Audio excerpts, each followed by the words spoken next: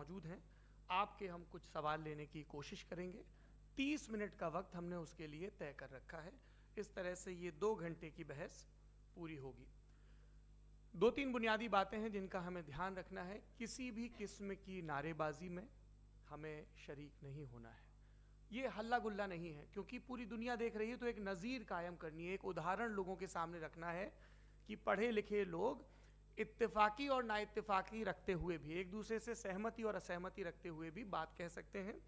यहाँ पर मेरे JNU के प्रोफेसर बैठे हैं, पुरुषोत्तम अग्रवाल जी, जिन्होंने हमें क्लास में सिखाया है कि सहमति का साहस और असहमति का विवेक, और इसका ठीक उलट भी, ये बड़ा ज़रूरी है। दूसरी बात, ये किसी एक धर्म के बारे में बहस नहीं है, ये बात सबको स्पष्ट होनी चाहिए। किसी धर्म को महान बताने या किसी धर्म को कमतर बताने की ये बहस नहीं है।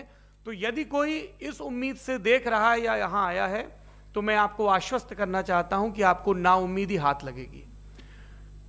इस बहस में बहुत ज़्यादा धार्मिक प्रतीकों के इस्तेमाल को लेकर भी ये दोनों लोग जो अभी आपको गंभीर दिख रहे हैं, भले लोग हैं, कल शाम को चाय पर मिले थे, बहुत हंसी मजाक भी इनके बीच हुआ था, और गलबैयाँ डालते हुए एक तस्वीर भी हुई थी। ये इस बात का प्रमाण है कि इंटरनेट पर जो हल्ला मचा हुआ है उसके मुकाबले ये दोनों लोग बहुत ही अच्छे शांत ढंग से बहस के लिए राजी हो गए हैं। ट्विटर की बातें ट्विटर तक सीमित, एलन मस्क आजकल उसको एक्स कहते हैं। और अब इस बहस की शुरुआत, मैं इन विद्वानों का, हालांकि इनको परिचय की जरूरत नहीं, पर हो सकता है, हमें पत्रकारिता में सिखाया जाता है कि नेवर अज्यूम, विज्ञान भी यही कहता है। मुफ्ती शमाइल नदवी साहब इस्लामिक विद्वान, शिक्षाविद हैं, कोलकाता के वाहियान फाउंडेशन के संस्थापक हैं, लखनऊ की प्रतिष्ठित दारुल उलूम नदवतुल उलमा से ग्रेजुएशन किया है, सोशल मीडिया और सार्वजनिक मंचों पर अध्यापन और बौद्धिक कामों में सक्रिय हैं, और इस समय इंटरनेशनल इस्लामिक यूनिवर्सिटी मलेशिया से PhD कर रहे हैं। अच्छी बात यह है कि पढ़ाई के साथ साथ ट्रैवल ब्लॉग भी बनाते हैं। पेट्रोनस टावर के सामने का ब्लॉग हमने देखा। हमारे साथ जावेद अख्तर साहब हैं। जावेद अख्तर साहब कवि हैं, शायर हैं, गद्य भी लिखते हैं, फिल्मों के लिए संवाद लिखे हैं, गीत लिखे हैं। इससे इतर ये वैज्ञानिक सोच को लेकर या अपने डिक्लेयर्ड एथिज्म को लेकर भी मुखर रहते हैं और अपने तहीं रैशनैलिटी की बात करते हैं। देवियों और सज्जनों, डज गॉड एग्जिस्ट? इस सवाल का जवाब सब अपने अपने तहीं खोजने की कोशिश कर रहे हैं। कोई इसको गॉड डैम पार्टिकल की खोज बताता है, कोई गॉड पार्टिकल की खोज बताता है, कोई हिग्स बोसान की खोज बताता है, कोई ये सवाल जवाब तलाशने की कोशिश करता है कि मास एग्जिस्टेंस में आखिर आया कैसे, हुआ क्या था, सृष्टि के पहले, समय के पहले क्या था। और कोई ये कहता है कि ये सारी खोजें जिस मस्तिष्क में हो रही हैं प्रकृति के क्रम में, वो कैसे विकसित हुआ। मैं उम्मीद करता हूं कि हम आज इन बुनियादी सवालों के कुछ जवाब हासिल करने में कामयाब हूं। मैं सबसे पहले मंच पर आमंत्रित कर रहा हूं मुफ्ती शमाइल नदवी साहब को। आइए सर। जी,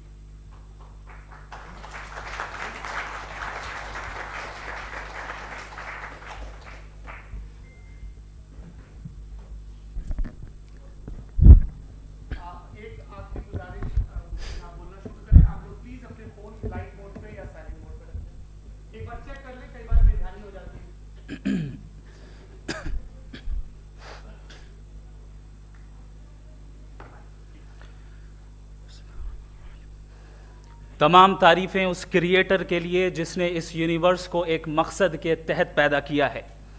रिस्पेक्टेड जनाब जावेद अख्तर साहब, मिस्टर सौरभ द्विवेदी और respected audience, thank you all for being here today. आज की डिबेट में चूंकि हम बात करने वाले हैं डज गॉड एग्जिस्ट के टॉपिक पर, तो ये एक ऐसा टॉपिक है जिसके मुताल्लिक कोई भी डिसीजन लेने के लिए अलग अलग स्टैंडर्ड्स हो सकते हैं। लिहाजा डिबेट के शुरू में ये ज़रूरी है कि हम ये जान लें कि आज के इस टॉपिक में कौन सा स्टैंडर्ड सही होगा और कौन सा गलत होगा। सबसे पहला स्टैंडर्ड जिसे मैं समझता हूं कि हमारे रिस्पेक्टेड जनाब जावेद अख्तर साहब बड़ी तेज़ी के साथ उसकी तरफ लपकेंगे, वो है साइंस। जबकि साइंस दर हकीकत खुदा के एग्जिस्टेंस को डायरेक्टली साबित करने या उसके एग्जिस्टेंस को डिनाई करने के लिए स्टैंडर्ड नहीं बन सकती।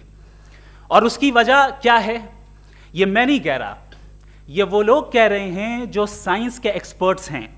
नेशनल एकेडमी ऑफ साइंस कहती है science doesn't have the processes to prove और disprove the existence of God. Why? क्योंकि साइंस का ताल्लुक एम्पेरिकल एविडेंस से है, और एम्पेरिकल एविडेंसेस का ताल्लुक हमारे नेचुरल और फिजिकल वर्ल्ड से है, जबकि गॉड नॉन फिजिकल और सुपर नेचुरल रियलिटी है। लिहाजा नॉन फिजिकल रियलिटी को आप उस टूल के साथ नहीं चेक कर सकते जिसका काम फिजिकल रियलिटी को तलाश करना है। लिहाजा आज इस डिबेट में गॉड की एग्जिस्टेंस को साबित करने या उसे डिनाई करने में साइंटिफिक एविडेंस को एक्सेप्ट नहीं किया जाएगा। दूसरा स्टैंडर्ड हो सकता है रेविलेशन, कि रेविलेशन के जरिए हम यह साबित करें कि गॉड एग्जिस्ट करता है या नहीं। लेकिन यह स्टैंडर्ड भी आज इररेलेवेंट है। क्यों? क्योंकि रेविलेशन मेरे नजदीक सोर्स ऑफ नॉलेज है, वैलिड सोर्स ऑफ नॉलेज है, लेकिन हमारे जावेद अख्तर साहब के नजदीक ये वैलिड सोर्स ऑफ नॉलेज नहीं है। लिहाजा आज की डिबेट में मैं एक भी एविडेंस किसी भी मजहबी स्क्रिप्चर से नहीं दूंगा, ताकि जावेद अख्तर साहब के लिए वो अनएक्सेप्टेबल ना हो। तीसरा जो मेयार हो सकता है वो है ऑब्जर्वेशन, कि भाई कोई कहे कि हमें खुदा दिखाओ, अगर है तो दिखाओ, या ये कि खुदा के एग्जिस्टेंस पर एम्पेरिकल एविडेंस दो, तो ये है दर हकीकत गलत टूल का इस्तेमाल करना। ये ऐसा ही है कि जावेद साहब मुझसे ये मुतालबा करें कि मुफ्ती साहब आप मेटल डिटेक्टर के जरिए प्लास्टिक डिटेक्ट करके दिखाएं। अब चूंकि प्लास्टिक डिटेक्ट नहीं हो पा रही है, लिहाजा plastic does not exist. No, you are using the wrong tool. इस टूल से प्लास्टिक को डिटेक्ट नहीं किया जाता। लिहाजा मैं समझता हूं कि गॉड के एग्जिस्टेंस पर एम्पेरिकल एविडेंस का मुतालबा करना एक बचकाना मुतालबा है, और हमारे रिस्पेक्टेड जनाब जावेद अख्तर साहब इस स्टेज से अब बहुत आगे निकल चुके हैं। अब बचता है एक ही स्टैंडर्ड, और वो स्टैंडर्ड है अक्ल, लॉजिक, रीजनिंग। और यही वो स्टैंडर्ड है जिसके तहत गॉड की एग्जिस्टेंस को साबित किया जाएगा या गॉड की एग्जिस्टेंस को डिनाई किया जाएगा।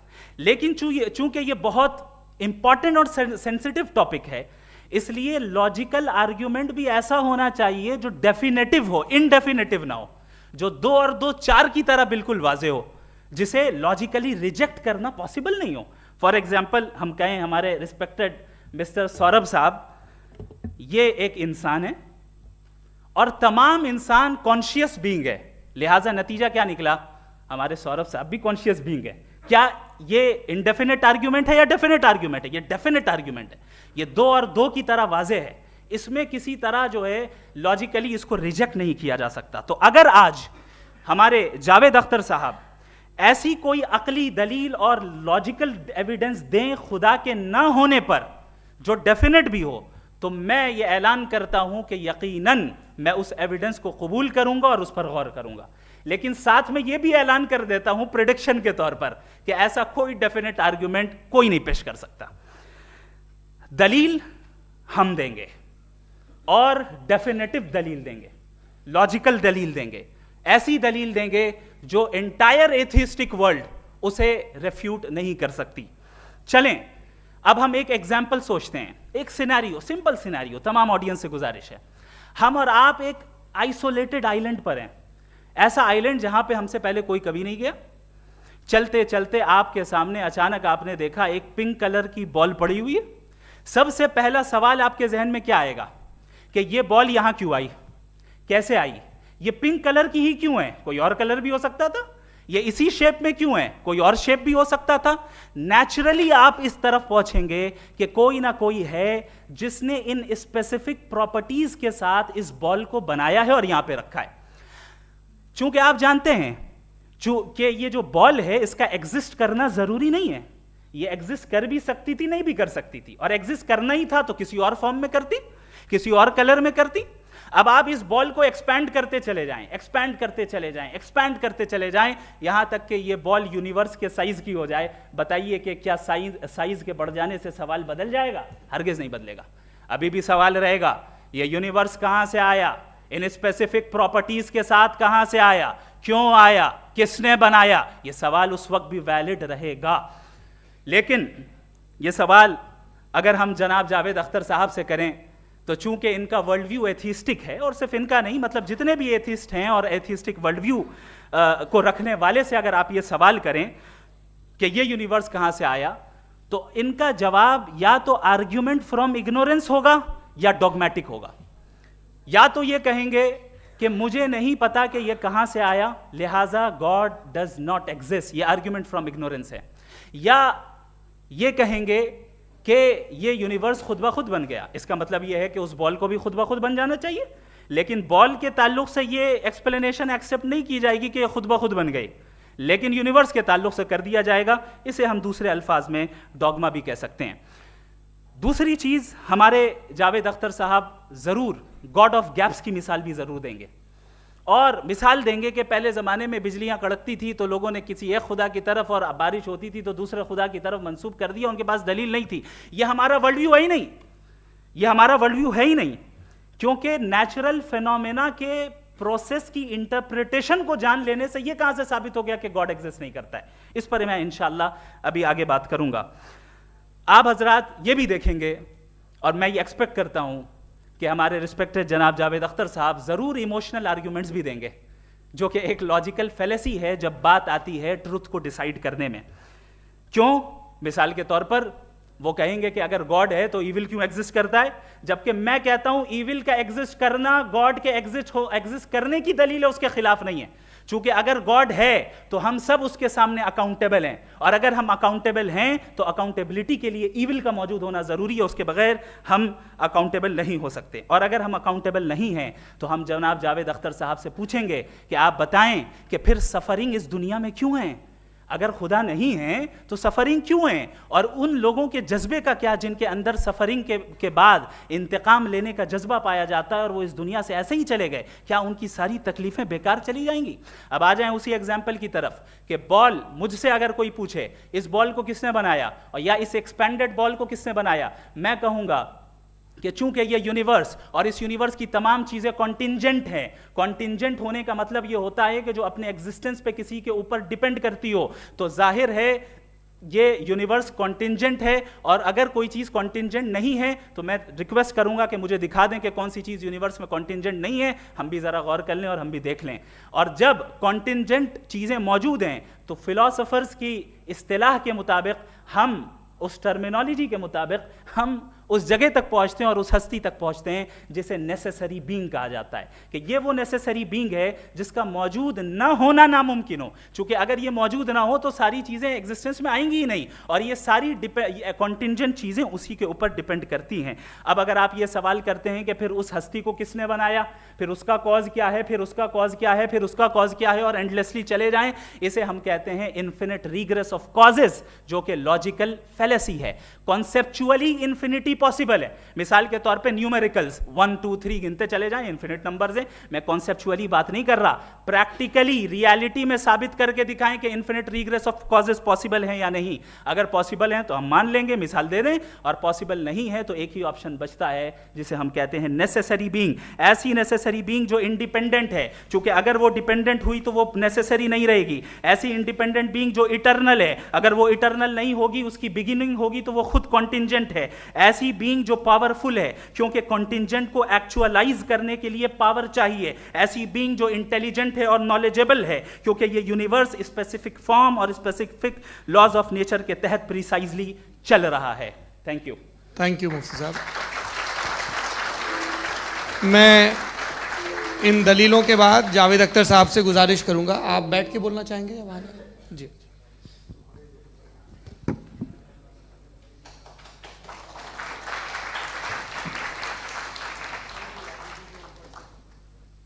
पहले तो मैं मुफ्ती साहब को एक अच्छी खबर देना चाहूँगा कि मेरी नॉलेज साइंस के बारे में बड़ी मामूली है, तो आप फिक्र ना करें उसकी, लेकिन कुछ कॉमन सेंस है मुझ में।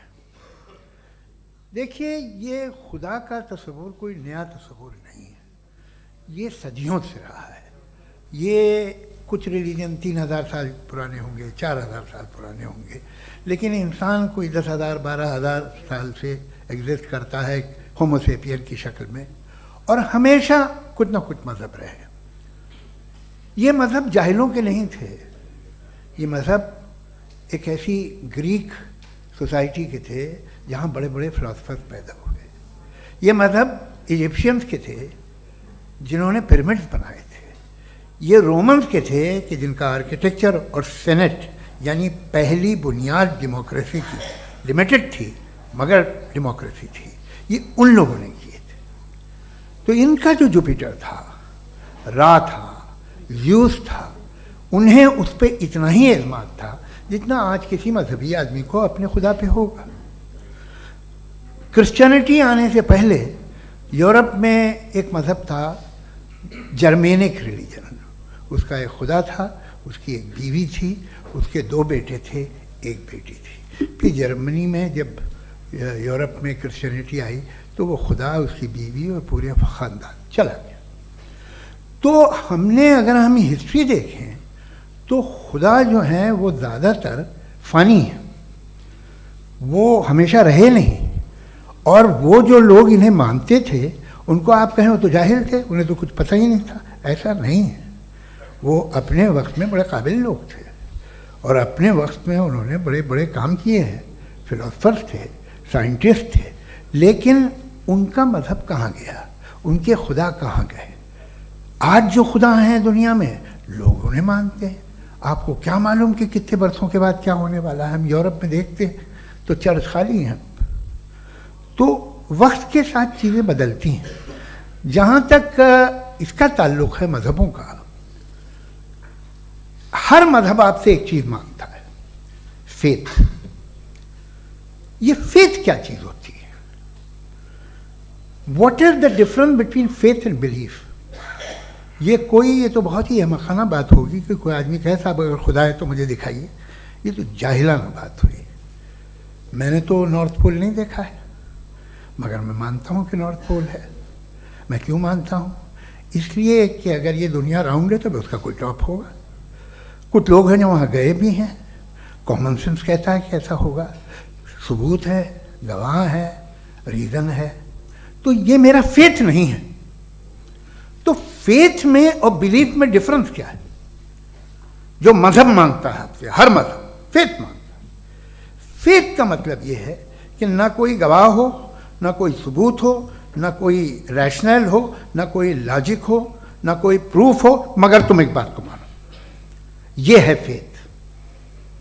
वरना बिलीफ होता। अगर इसमें कुछ भी सबूत होते, गवाह होते, तो फिर इसे आप बिलीफ कहते। जैसे मेरा बिलीफ है कि नॉर्थ पोल है, मेरा फेथ थोड़ी है। फेथ इन तमाम शर्तों को रद्द करता है। तो फिर स्टुपिडिटी क्या है? अगर मैं एक बात ऐसी मानूं जिसकी ना कोई लॉजिक है, ना कोई रैशनल है, ना कोई प्रूफ है, ना कोई गवाह है, ना कोई सबूत है, और मैं उसे मानूं, तो ये स्टुपिडिटी हुई। इसे ही भाई कल को मैं यकीन कर लूं कि एलॉन मस्क जो है मेरा भाई है, तो मुझे इंतहाई खुशी होगी, सुकून भी बहुत मिलेगा मुझे। लेकिन और कहे भाई क्यों मानते हो, क्या सबूत है? भाई वो तो अमेरिकन है और तुम तो इंडियन हो, वो तो नस्ल अलग है, तुम्हें कभी मिले भी नहीं। साहब देखिए मेरा फेथ है, इस पर बात न किया। फेथ का मतलब ही यह है कि आप प्रूव नहीं कर सकते। अगर आप प्रूव कर सकते हो तो फेथ की ज़रूरत ही नहीं, फिर तो आप बात करेंगे, आप कितनी बहस कर लीजिए। अल्टीमेटली दुनिया का हर मज़हब फेथ पे टिका है, और फेथ का मतलब है एक ऐसा यकीन जिसका कोई सबूत, कोई गवाह, कोई रैशनल नहीं। अब आप ये कहें, क्या आप ये क्यों कह रहे हैं कि साहब ये कायनात किसने बनाई? कमाल ये है कि आपने बताया कि एक आइलैंड पे गए और एक बॉल देखी।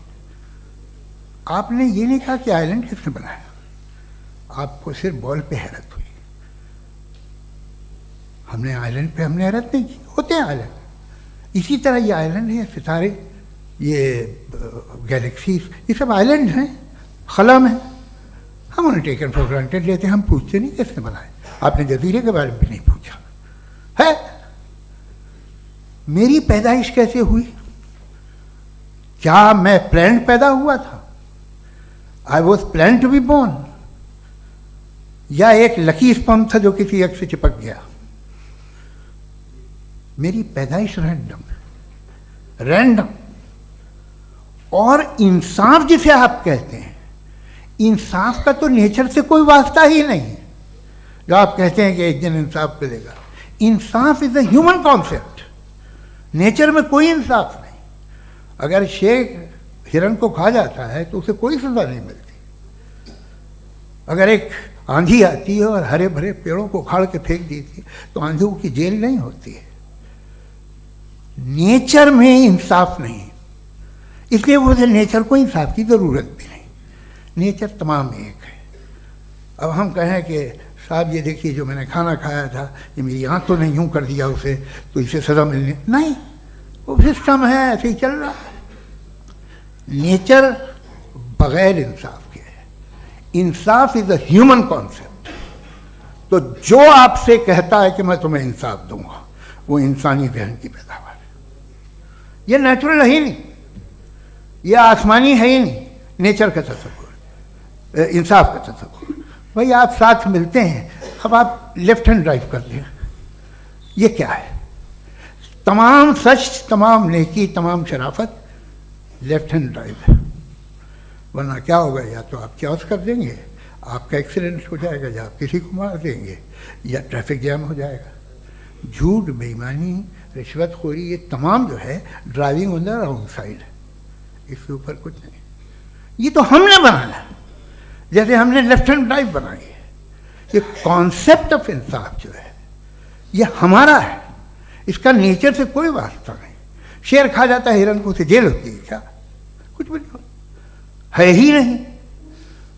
तो ये जो दुनिया के रिलीजन प्रॉमिस करते हैं आपसे इंसाफ, इसी से मालूम होता है कि ये मैन मेड है। ये तसव्वुर कहीं और का है ही नहीं। जो नेचर है, कुछ लोग कहते हैं नेचर ही खुदा है, तो नेचर में तो इंसाफ नहीं कहीं। और आप वादा कर रहे हैं कि तुम्हें मरने के बाद इंसाफ मिलेगा। मुझे अगर मिलेगा तो मैं बहुत खुश हूँगा, लेकिन मैं यकीन नहीं कर पाता हूँ, इसलिए कि मैं फेथ नहीं पैदा कर सकता। The very fact that religions demand faith, इसका मतलब है कि उनके पास जस्टिफिकेशन नहीं है। अच्छा था, फिर रिलीजन अगर मॉडरेशन में है, कोई सा भी नहीं, वो आप में कुछ खूबियाँ भी पैदा करता होगा। देखिए उससे ये फ़ायदा है, वो फ़ायदा है। अल्कोहल जो है वो ज़्यादातर दवाओं में यूज़ होती है, और एक सर्वे किया गया था अमेरिका में कि लॉन्जिटिविटी किन लोगों की है। तो एक तरफ वो लोग थे जो शराब पीते ही नहीं थे, और एक तरफ वो थे जो एक बोतल शराब रोज़ पीते थे। सबसे ज़्यादा लंबी उम्र उनकी है जो 2 पैक नाप के शराब पीते और खाना खाते हैं। मगर हम शराब को बुरा समझते हैं, मैं भी बुरा समझता हूँ। क्यों? ऐसा होता नहीं। कुछ चीज़ों में आदत होती है कि वो बढ़ती है। आज तक में एक आदमी दूध पीता है, आप 10 साल बाद भी मिलेंगे तो एक ही गिलास पीता होगा। ऐसा नहीं होता, सुबह से दूध पीता रहता है। मिल्कोहलिक मैंने नहीं देखे, अल्कोहलिक होते हैं। ये टेंडेंसी है मजहब की कि वो बढ़ता है, जैसे कैंसर बढ़ता है, जैसे शराब बढ़ती है। कुछ लोग होंगे जो उसे सही तरह से यूज़ करते हैं। मुझे यकीन है कि हमारे मुफ्ती साहब भी उनमें से एक हैं, इनसे बहुत खुशी हुई मुझे इनसे मिलकर। लेकिन कितने लोग हैं कि आज आप देखते हैं दुनिया में जो तबाहियाँ हैं, इनमें कितना हाथ है उन लोगों का जो बिलीवर कहते था मजहब ये नहीं कहता, ना कहता होगा, मगर जब ये मजहब पीते हैं तो ऐसे बिहेव करते हैं। थोड़ा सा अगर हो तो शायद बहुत अच्छी बात, लेकिन शराब थोड़ी सी नहीं रहती, उसमें टेंडेंसी है पहले। थोड़ा सा अगर 2-3 कैंसर के सेल हो ना बॉडी में तो आदमी स्लिम रहेगा, लेकिन वो 2-3 सेल नहीं रहते, वो मल्टीप्लाई होते हैं। जावेद साहब टाइम पूरा हो गया। टाइम हो गया, तो बस बात खत्म हो गई। अच्छा, मुझे कुछ और कहने को था भी नहीं। जी, मैं पहले जवाबी दौर के लिए इनवाइट कर रहा हूँ मुफ्ती साहब को। Your rebuttal round 1, you have 7 minutes.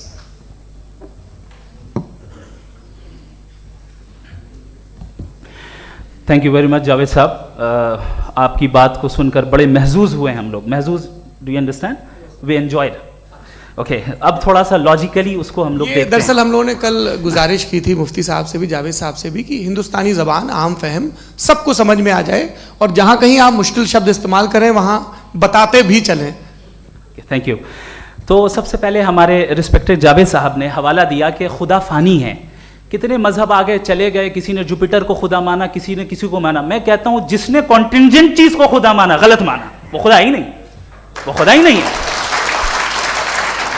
हम तो नेसेसरी बीम को साबित करने बैठे हैं, वो नेसेसरी कॉज जो इटरनल है, जो अबदी भी है और अजली भी है। हम किसी और को साबित करने नहीं बैठे। दूसरी चीज उन्होंने कहा कि फेथ एंड बिलीफ, ये एक ऐसी डेफिनेशन है फेथ की जो इन्होंने पहली मर्तबा पेश की है, या माफ कीजिएगा इन्होंने पहली मर्तबा पेश नहीं की है, रिचर्ड डॉकिंस ने पहली मर्तबा पेश की है। मुझे मालूम है ये सोर्स कहां से है। एपिस्टेमोलॉजिकली फेथ और बिलीफ का फर्क आप इस तरह नहीं कर सकते सर। फेथ सही भी होता है, गलत भी होता है, बिलीफ सही भी होता है, गलत भी होता है। जो लॉजिक, रीजन और एविडेंस से बैक्ड होगा वो फेथ सही होगा। और आप जिस फेथ की बात कर रहे हैं कि इलॉजिकल है और उसके पीछे नहीं है, तो we are on the same page. हम नहीं मानते उस फेथ को, जो फेथ ऐसा हो जिसके पीछे कोई लॉजिक ना हो, एविडेंस ना हो, हम नहीं मानते। हम तो उस फेथ के कायल हैं जिसके पीछे लॉजिक हो और एविडेंस हो। तो बिलीफ सही भी होता है, गलत भी होता है, फेथ भी सही होता है और गलत भी होता है। तो आज फेथ और बिलीफ के डिफरेंस पे बात नहीं हो रही है। आज आप चाहे फेथ एक्सेप्ट कर लें या बिलीफ एक्सेप्ट कर लें, आज ये बात होगी कि ट्रूथ क्या है, चाहे ट्रू बिलीफ सही है या ट्रू फेथ सही है, और फॉल्स फेथ क्या है और फॉल्स बिलीफ क्या है, बात इस पे हो रही। दूसरी चीज इन्होंने पूछा स्टुपिडिटी फिर क्या है। अगर फेथ रिलीजन स्टुपिडिटी नहीं है तो और क्या है? चूंकि फेथ का मुतालबा करते हैं तो स्टुपिडिटी क्या है? मैं कहता हूं स्टुपिडिटी एथिज्म है। उसकी वजह यह है कि आप एक सड़क पे जा रहे हो और आप किसी गार्डन में जाएं और देखें वहां लिखा है फूलों के साथ I love Javed Akhtar, and I really do, I love you sir. So जब आप वहां पर पहुंचे तो वहां पहुंचकर अब ये बताएं, क्या आप ये कहेंगे वाह व्हाट अ नेचुरल सिलेक्शन? ये क्या नेचुरल सिलेक्शन है? नहीं, ये प्रिसाइजली डिजाइंड है, इसके पीछे डिजाइनर है। लिहाजा अगर कोई एक ऐसी कॉमन सेंस की बात को कबूल नहीं कर रहा है कि यूनिवर्स जो इतने प्रिसाइजली काम कर रहा है, हम कह दें कि खुद ब खुद बन गई, मैं समझता हूं इससे बड़ी स्टुपिडिटी और कुछ नहीं है। ये इर्रेशनल चीज है। फिर हमारे सर ने कहा कि आपने बॉल पे फोकस किया, आइलैंड पे फोकस नहीं किया। अरे आइलैंड को किसने बनाया यही समझाने के लिए तो बॉल की मिसाल दे रहा हूं। और बॉल भी कॉन्टिंजेंट है, आइलैंड भी कॉन्टिंजेंट है, दोनों नेसेसरी बीइंग का मुतालबा करते हैं। आगे इन्होंने कहा कि नेचर में कोई इंसाफ नहीं है। हम डिसाइड करते हैं कि मोरालिटी क्या होती है, इंसाफ क्या होता है। हम डिसाइड करते हैं, जैसे ड्राइविंग सीट में ट्रैफिक वाला, ये तो किसी खुदा ने नहीं कहा, ये है, इसे कहते हैं फॉल्स इक्विवेलेंस। ये एक लॉजिकल फेलेसी है। आपने जो है मिसाल दी ड्राइविंग की और ट्रैफिक की, ये सब्जेक्टिव मोरालिटी है। आप सब्जेक्टिव मोरालिटी को मिसाल बनाकर ऑब्जेक्टिव मोरालिटी के ऊपर नहीं थोप सकते। इंसाफ की ऑब्जेक्टिव मोरालिटी है। अगर आप ये कहते हैं कि नेचर में इंसाफ नहीं है तो इंसाफ का न होना ये नेचुरल हुआ, तो फिर नेचर को नेचर रहने दे, क्यों हम इतना स्ट्राइव कर रहे हैं दुनिया में इंसाफ लाने के लिए? ये तो इलॉजिकल बात है, इर्रेशनल बात है। इसलिए बहुत सी चीजें ऐसी हैं जो ऑब्जेक्टिवली जो है इविल या गुड हैं, और बहुत सी चीजें ऐसी हैं जो सब्जेक्टिवली हैं। सब्जेक्टिवली जो मोरल होता है या इमोरल होता है उसको हम सोशल कंसेंसस से या पर्सनल प्रेफरेंस से डिसाइड करते हैं। लेकिन जो ऑब्जेक्टिव मोरालिटी है, जिसमें इंसाफ आया, जो इन्होंने बार बार रिपीट किया, ये ऑब्जेक्टिव है, सब्जेक्टिव नहीं है। अगर आप कहते हैं ये सब्जेक्टिव है तो मेरा सवाल आपसे ये है, क्या सोशल कंसेंसस के जरिए अगर जुल्म को सही करार दे दिया जाएगा तो आप जुल्म को जस्टिफाई करेंगे? दूसरी चीज इन्होंने ये कहा कि 2 पैक शराब पी लें तो वो उतने पे नहीं रहता, बढ़ जाता है। यही मामला मजहब के साथ है।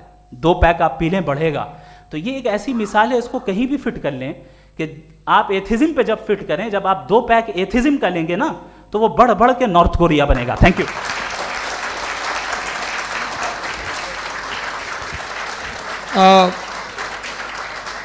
फर्स्ट राउंड के रिबटल के लिए मैं जावेद साहब को इनवाइट कर रहा हूं। आपके पास 7 मिनट का वक्त है, रीसेट कर दीजिएगा प्लीज।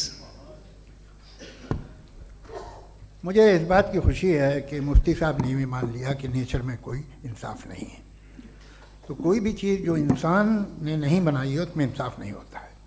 एक बात मैं आपसे अर्ज़ करूँ, ज़रा पता लगा लीजिएगा, ये जो आप बाग में जाते हैं बेहद खूबसूरत फूल देखते हैं ना, इनमें से कोई नेचुरल नहीं है। ये सारे फूल क्रॉस करके बनाए गए हैं। जो जंगल में फूल होते हैं नहायत मामूली होते हैं, ये फूल इंसानों ने बनाए हैं। जो आप बाग में देख के वाह वाह कहते हैं, ये इंसानों के बनाए हुए हैं। डिफरेंट फूलों को क्रॉस करके, डेवलप करके, फिर क्रॉस करके इस तरह से बनाए गए। नेचुरल फ्लावर नहीं, किसी जंगल वीरान में जाके आप गुलाब के फूल नहीं देखेंगे। ये सब बनाए हुए इंसान ने, बहुत से काम इंसान ने किए हैं।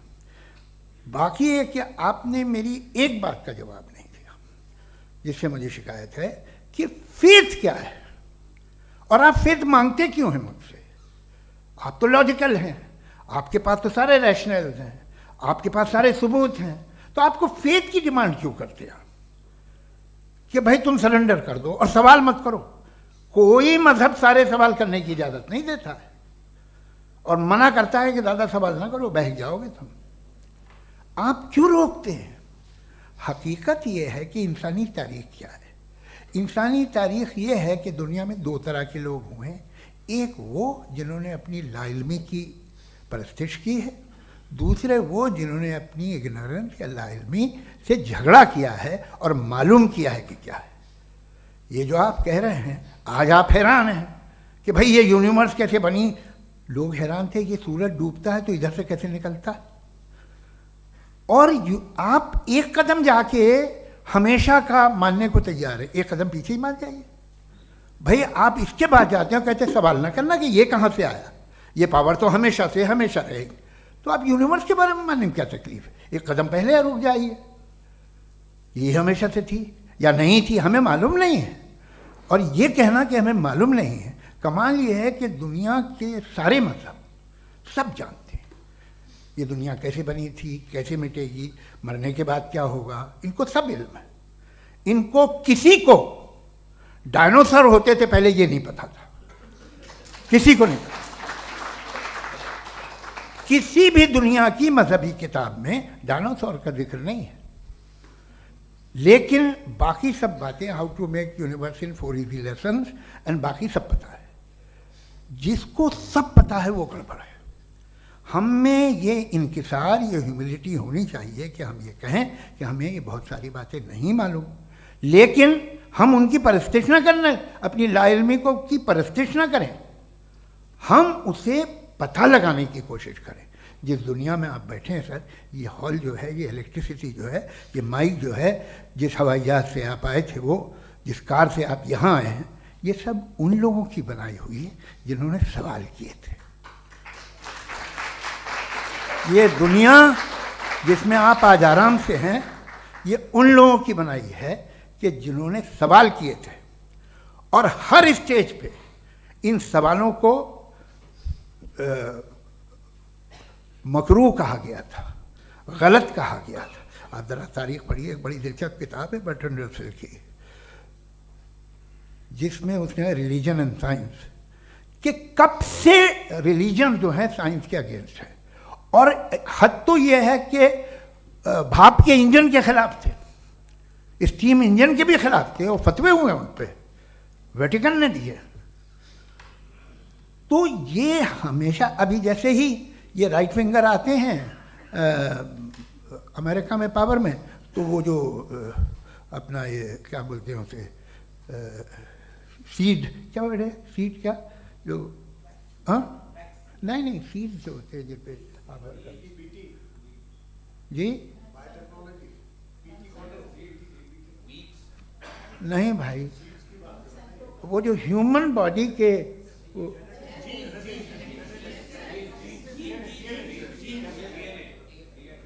उस पर रिसर्च बंद हो जाती है, रिपब्लिकन नहीं करने देते। अरे भाई इतना डर क्या है तुम्हें? एक ज़माने में बहुत नाराज़ थे ये सारे मजहबी लोग कि ये इंसान तो इंसान बनाने की कोशिश कर रहा है। आपको क्या तकलीफ भाई, बना ले तो बना लेने दो, ये खौफ क्या है? और ये सब आज जो आप कह कर रहे हैं नामुमकिन है, ये कैसे हुआ? मुझे एक किस्सा याद आता है। जब मैं 6ठी क्लास में था तो मैं मैथमेटिक्स में बहुत वीक था, तो एक टीचर रख दिया गया, उसने 1 2 3 4 5 6 7 को सिखा दिया मुझे। वो दिन मैं भूल नहीं सकता हूँ मुफ्ती साहब, जिस दिन उसने ये बताया कि 1/2 क्या होता है और 3/4 क्या होता है, मुझे ऐसा लगा कि मेरा सर बीच से फट जाएगा। ये आदमी कह रहा है कि जो दीवार के अंदर जाओ वॉक करते हुए। आज हंसता हूँ मैं इस बात पे। तो आज जो बातें आपके जहन से बिल्कुल परे हैं और आप हैरान होते उन्हें देख के, एक वक्त आएगा कि मामूली लगेंगे। और हुआ है, आपकी इंसानी तारीख ही है। इतनी जल्दी सारे फैसले आप मत कर लीजिए, थोड़ा ये ह्यूमिलिटी रखिए कि भाई ये हमें नहीं मालूम। ये कहने में क्या आ रहा है, ये यूनिवर्स कहाँ तक फैली, ये कब से है और कब तक रहेगी, हमें नहीं मालूम। आपने फैसला कर लिया कब बनी। ये आपके हिसाब से कोई 14 बिलियन ईयर बनी जो समझा जाता है। उससे पहले हजारों करोड़ों अरबों साल तक खुदा बैठा क्या कर रहा था? खामोश बैठा था, ऐसे ही जमाइयाँ ले रहा था। फिर उसे आइडिया है, यार एक काम करते, वक्त अच्छा गुजर जाएगा, यूनिवर्स पर आपसे सोचिए। वो तो हमेशा से है ना, मगर यूनिवर्स हमेशा से नहीं है, ये तो बनाई गई है। और उससे पहले क्या था, इनका क्या काम था? कैसी बात है, ये बड़ा आसान है। जो बात हमें आज धीरे धीरे पता चली है, बरसों 2000 और 2500 साल पहले आपको किसी ने बता दिया कि क्या था, आप मान गए और तब से वही मान रहे हैं जो 2500 साल पहले कहा गया था। सब कुछ बदल गया है, सॉल्व हो रही हैं चीज़ें। अभी साइंस बिल्कुल दावा नहीं करती, या कोई फिलोसफर ये दावा नहीं करता कि हमें सब मालूम, बल्कि वो कहता है कि हमें जितना मालूम होता है उससे ये मालूम होता है कि हमें कितना कम मालूम। तो हम अपनी जहालत से लड़ें, उसकी परस्तिश न करें। जी, टाइम है। Thank you so much.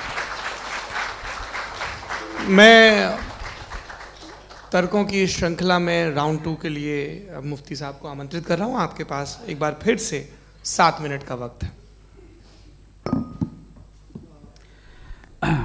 शुक्रिया।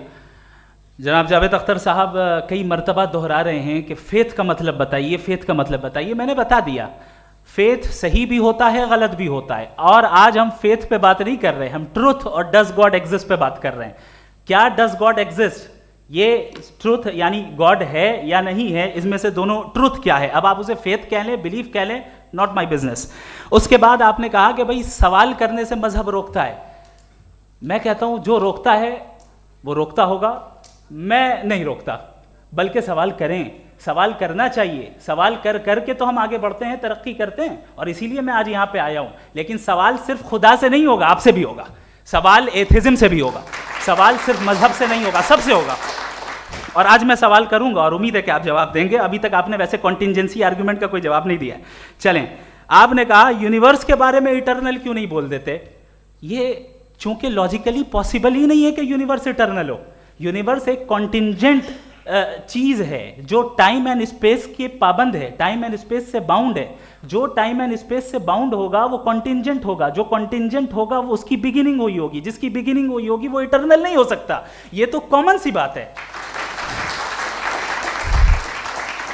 आपने कहा कि किसी मजहबी किताब में डायनासोर का जिक्र नहीं है। अफसोस कि आज तक किसी मैथमेटिक्स के किताब में मुझे डायनासोर का जिक्र नहीं मिला।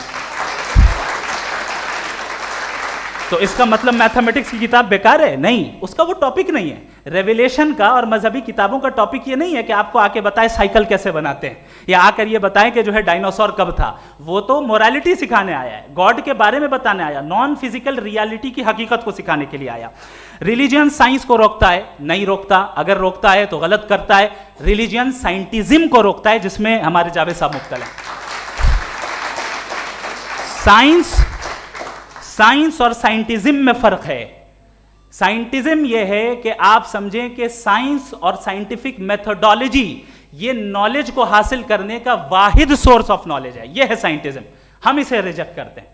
हम साइंस को तो तरक्की करते हैं, भाई आप हमारी पूरी तारीख कर लें, पढ़ लें तो आपको पता चल जाएगा। बहरहाल ये अलग टॉपिक है। उसके बाद इन्होंने एक लफ्ज़ कहा, वेटिकन ने फतवा दिया। वेटिकन का फतवे से कोई ताल्लुक नहीं है, दोनों कॉन्ट्राडिक्टरी अल्फाज हैं। उसके बाद उन्होंने कहा कि भाई हमें नहीं मालूम। अगर नहीं मालूम तो क्लियरली कह देना कि नहीं मालूम है, इसमें क्या हरज है। तो वही तो मैं कह रहा हूं ना कि आप कह दें कि नहीं मालूम, लेकिन क्लेम क्यों कर रहे हैं कि गॉड एग्जिस्ट नहीं कर रहा है। आप कह दें नहीं मालूम है, हो सकता है हो सकता ना हो, लेकिन आप क्लेम कर रहे हैं। द मोमेंट यू से God does not exist. This is a claim. And now the burden of proof is upon you too. जैसे हमारे ऊपर है. और क्यों है मैं बताता हूं. क्यों है ये भी मैं बताता हूं.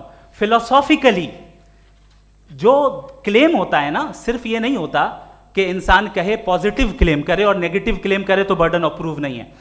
आप मिसाल के तौर पे मैं कहूं कि फुला उस कमरे में कोई नहीं है, मैंने एक नॉलेज का क्लेम किया है.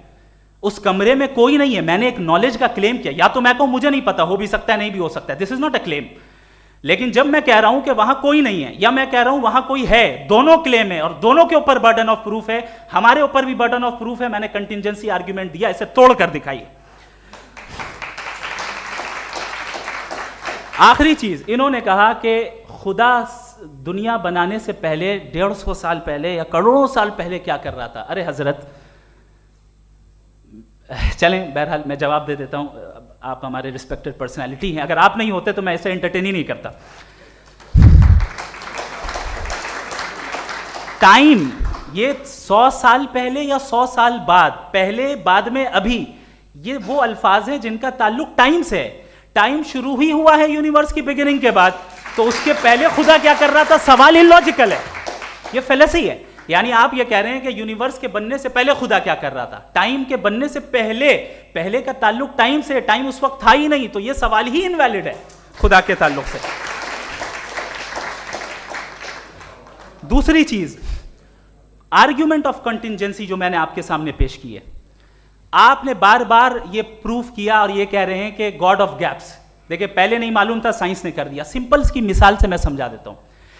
जिस गैप्स की आप बात कर रहे हैं ना, साइंस उन गैप्स को जिन चीज के जरिए भी प्रूव करेगा वो कॉन्टिंजेंट ही होगा. अब चाहे वो फोर्स हो, मैटर हो या एनर्जी हो. लिहाजा सवाल हमारा उस वक्त भी वैलिड होगा जब तक कि आप नेसेसरी बीइंग पे ना आ जाएं. और इन्फिनिट रिग्रेस पॉसिबल नहीं है of causes in practical world, तो जाहिर है कहीं रुकना पड़ेगा. जहां रुकेंगे वही खुदा है. दूसरी चीज, आपने ये कहा, क्या कह रहा था मैं, किस पॉइंट को? What? Oh no, after that. Just now. हाँ, जहां रुकेंगे वही खुदा है. बहरहाल, तो टाइम का जिक्र हो गया. गॉड ऑफ गैप, सॉरी, या इसकी एक मिसाल आप ले लें. एक कार है, एक साहब ने देखा कि भाई कार जो है उसके व्हील्स कितने अच्छे लगे हुए हैं, सही जगह पे. स्टीयरिंग जो है कितने अच्छे जगह पे लगी हुई है, और सीट्स कितने वेल डिजाइंड है, कितनी प्रिसाइजली ये कार काम कर रही है. तो जरूर कोई ना कोई इसे क्रिएट किया है, किसी ने क्रिएट किया है. अब जावेद साहब आए और कहे, अरे जनाब बोनेट खोलिए, इसमें इंजन है, इंजन इस कार को चला रहा है, hence prove no one has created the car. This is illogical, this is irrational.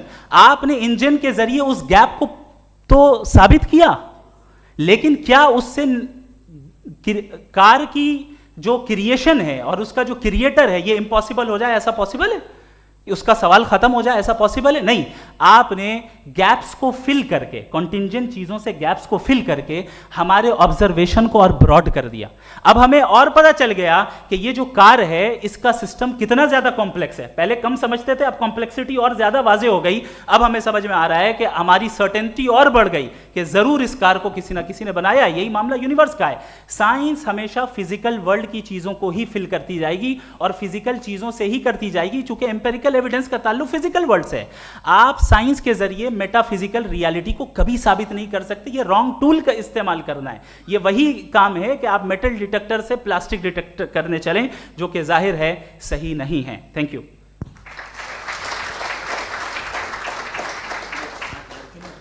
जी, ये आर्ग्यूमेंट का राउंड 2 है. हाँ. 7 मिनट है.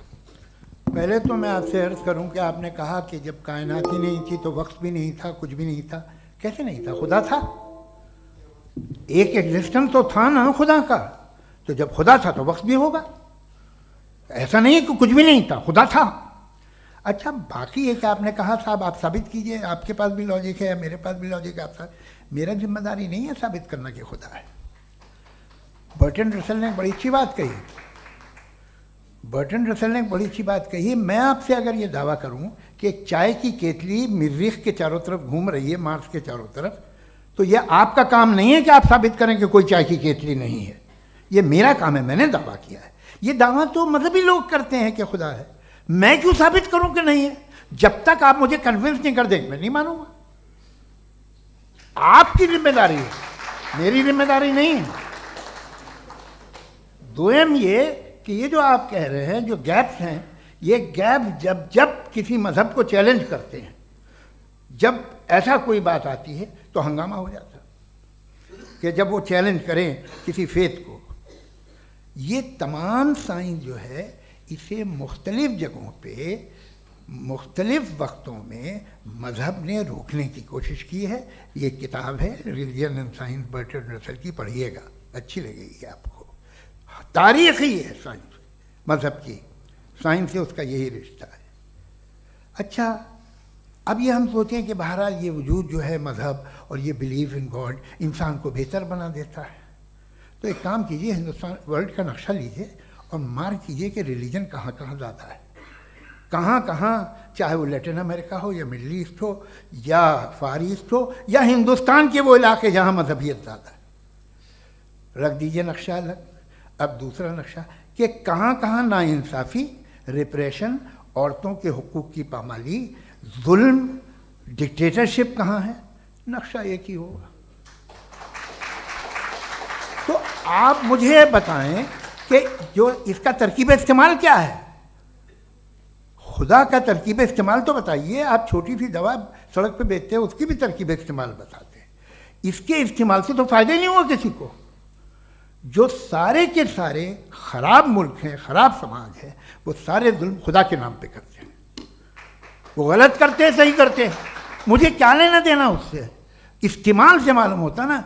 एक विस्की की बोतल कभी शायद देखी हो आपने, लाल रंग की होती है, उस पर रोशनी और छिपड़ा इंतहाई खूबसूरत लगती है, क्या बिगाड़ रही है किसी का? उसका इस्तेमाल गलत है, इसलिए आप उसे नापसंद करते हैं। इसका इस्तेमाल गलत है, इस तसव्वुर का इस्तेमाल ही गलत है और हमेशा से गलत हुआ है। आप देख लीजिए, इंसानी तारीख देख लीजिए, आज देख लीजिए, हिंदुस्तान देखिए, दुनिया देख लीजिए, क्या हो रहा है। इसे कैसे इस्तेमाल कर रहे हैं फेथ वाले लोग? क्या फेयर हैं, जस्ट हैं, जो अपने खुदाओं पे यकीन रखते हैं? वो किस तरह के लोग हैं? वो लोगों को इंसाफ देते हैं, वो बेहतर इंसान बने। तो इस दवा का फ़ायदा क्या है? चलो बहुत फ़ायदा हो रहा तो मैं इस्तेमाल कर लूँगा, मैं मुझे तो इस दवा का कोई फ़ायदा दिखता ही नहीं। मुझे तो ऐसा लगता, मैं एक और बात बताऊँ, अगर कोई आदमी मजहबी है और अच्छा आदमी है तो मैं उसकी बहुत इज्जत करता हूँ, इसलिए कि मेरा ख्याल है मजहबी आदमी का अच्छा होना मुझसे अच्छा होने से ज़्यादा मुश्किल है। भाई हर चीज़ की एक लिमिट है। आप इतना भाग सकते हैं, इतना नहीं भाग सकते, इतना वज़न उठा सकते, इतना नहीं उठा सकते, इतना दूर देख सकते हैं, इतना दूर नहीं देख सकते। उसी तरह कॉमन सेंस कहता है कि आप में नेकी का भी एक कोटा होगा। अब आप अगर सुबह जाते हैं अपनी इबादत गाह और इबादत करते हैं, तो बाहर निकलते हैं तो आप तो यही महसूस करते हैं कि आपने एक बहुत अच्छा काम किया, आपकी नेकी का एक बहुत बड़ा कोटा खर्च हो गया जिससे किसी का कोई फ़ायदा नहीं। मैं तो नहीं जाता हूँ तो मुझे तो किसी को खाना खिलाना पड़ेगा, किसी बेवा की मदद करनी पड़ेगी, मैं अपना कोटा कैसे कंज्यूम करूँ? आप अपना कोटा, सारे मजहबी लोग इंतहाई यूजलेस कामों में यूज़ करते हैं। उसके बाद भी अगर आप में बच्ची है थोड़ी सी शराफत, तो भाई वाह, क्या बात है।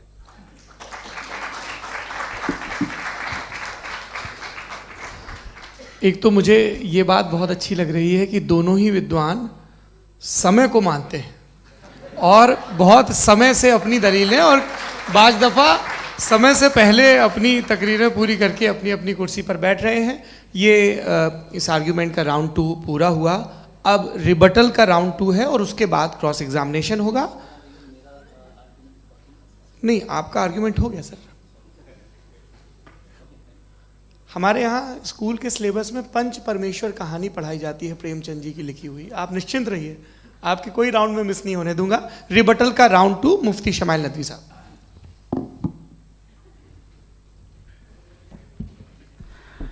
असल में जो हकीकी प्रॉब्लम है, असल प्रॉब्लम है, वो ये है कि जावेद साहब के पास कॉन्सेप्ट ऑफ गॉड क्लियर नहीं है। इन्होंने कहा कि कायनात से पहले खुदा तो था, तब भी तो टाइम होगा। ये टाइम कायनात का हिस्सा है। हम खुदा, उस खुदा को मानते हैं, नेसेसरी बीइंग का टाइमलेस होना ज़रूरी है, चूंकि वो टाइम का क्रिएटर है। जब उसने टाइम को क्रिएट किया तो वो खुद टाइम पे कैसे होगा? उसने जब स्पेस को क्रिएट किया तो खुद स्पेस में कैसे होगा? अगर वो टाइम एंड स्पेस को पहले से ही उसका पाबंद है तो फिर किस चीज को उसने क्रिएट किया? लिहाजा ये सवाल गलत है कि खुदा था तो टाइम होगा, बिल्कुल नहीं। टाइम के पाबंद हम हैं, खुदा नहीं है। हम फिजिकल वर्ल्ड से ताल्लुक रखते हैं, वो मेटाफिजिकल रियलिटी है।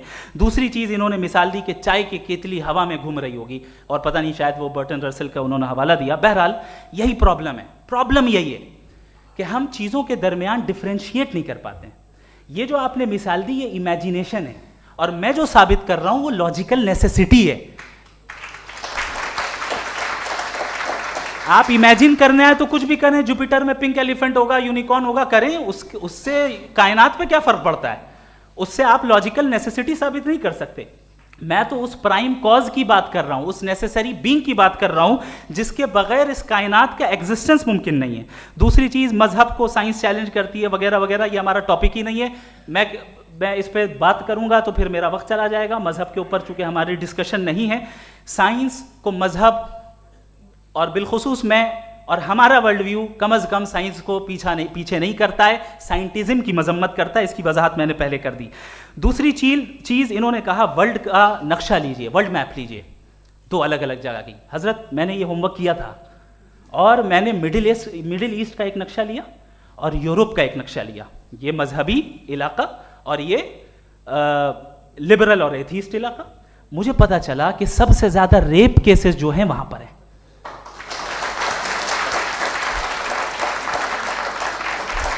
मुझे ये पता चला यूएन की रिपोर्ट के मुताबिक, मैं ये अपने घर से नहीं लेके आ रहा, कि जो वर्किंग वुमेन है यूरोपियन कंट्रीज में, उसमें 81% वुमेन सेक्सुअल हैरेसमेंट का वर्क में शुमार हो रही है। ये मिडिल ईस्ट में नहीं हो रहा है, वो मजहबी लोग हैं इसलिए नहीं हो रहा है। दूसरी चीज, आपने ये कहा कि मजहबी आदमी का अच्छा होना हमारे अच्छे होने से बहुत मुश्किल है, बहुत मुश्किल है। तो इसका मतलब यह है कि गॉड के अलावा आपके पास अच्छे और बुरे का कोई स्टैंडर्ड है। मैं चाहूंगा कि कन्वर्सेशनल स्टाइल वाली डिस्कशन और सेगमेंट पे इसी पे बात कर लेते हैं। Thank you very much.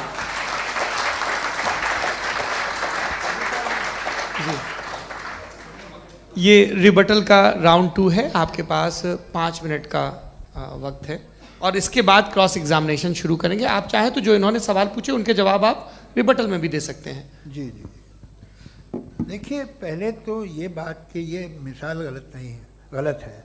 इन्होंने पहले ही हमको डिसार्म कर दिया, कह लिया अकल से मामला सॉल्व नहीं हो सकता, लॉजिक से आप पहुंच नहीं सकते। ये एक मेटाफिजिकल चीज़ है। मेटाफिजिकल अजीब सा लफ्ज़ है, ठीक से किसी को माने नहीं मालूम इसके, तो ऐसा लगता है कुछ बड़ी चीज़ है। अरे भाई क्या होता है मेटाफिजिकल, बताओ, खड़ी हो। ये एक लफ्ज़ है जो कहीं भी इस्तेमाल हो जाता है। जब आप एक बात कर रहे हैं और आप मुझसे बहस कर रहे हैं तो मुझे मेटाफिजिकल मत बताइए, आप लॉजिकली मुझे प्रूफ किए। और अगर लॉजिकली आप नहीं बात करते साहब ये मेटाफिजिकल है, तो फिर हम आप बात क्या कर रहे हैं? मेरा आपका किस ज़बान में कॉन्वर्सेशन होगा? और ये कहना कि वक्त पहले नहीं था, तो फिर क्यों कहते हैं ये हमेशा से और हमेशा रहेगा? हमेशा वक्त है, तो आप कैसे कहते हैं वो हमेशा से है और हमेशा रहेगा? हमेशा का मतलब है कोई वक्त, अगर वक्त ही नहीं है तो हमेशा कैसे? बाहर वो रहेगा।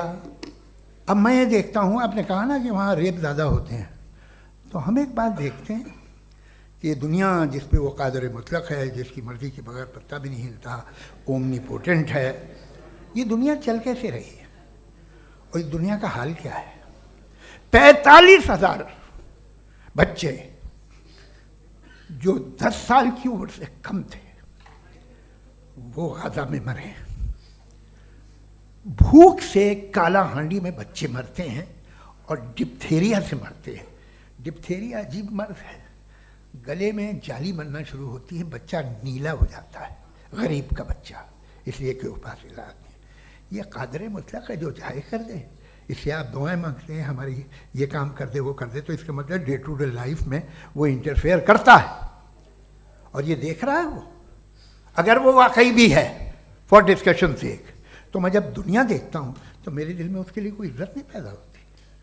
ये क्या कर रहे हो तुम पूरे ऑल पावरफुल हो, ओमनीपोटेंट हो, ओमनी प्रेजेंट हो। तुम तो वहाँ गाजा में रहे होगे ना, तुम हर जगह हो। तुम देख रहे थे कि बच्चे की कैसे धज्जियाँ उड़ रही, तुम देख रहे थे और तुम चाहती हो मैं तुम्हारी परस्तिश करूँगा, तुम हो भी। अरे यार, इसके अच्छे तो हमारे चीफ प्राइम मिनिस्टर हैं, कुछ तो ख्याल करते हैं। कमाल है, आप किसकी इबादत कर रहे हैं? अगर वो है भी, ये दुनिया नाइंसाफी से, जुल्म से, जबर से, तशद्दुद से भरी हुई। और आप ये मत कहिएगा कि वो देख रहा है और वो बताएगा एक दिन। अगर वो देख रहा है और इंटरफेयर नहीं करता तो आप दुआ क्यों मांगते? आप कहते हैं मेरा ये काम करा दे, इसके मतलब है वो दखल दे सकता है, वो आपको नौकरी दिलवा सकता है, भले दूसरे आदमी को न मिले, मगर आपका काम कर देगा चूंकि आपने दुआ मांगी है। तो जब वो आपको नौकरी दिला सकता है, लड़की की शादी कर सकता है, बेटे को ग्रीन कार्ड दिलवा सकता है, तो कम से कम ये जो मर रहे हैं बच्चे, इनको रोक दे, कुछ तो करे। मुझे तो दुनिया में, इस दुनिया का कोई मालिक है, इसका ओमनीपोटेंट कोई रूलर है, और ये दुनिया ऐसी चल रही है। मैं तो चाहूँगा कि भाई ना हो, अगर हो तो बड़ी शर्मिंदगी की बात है। शुक्रिया।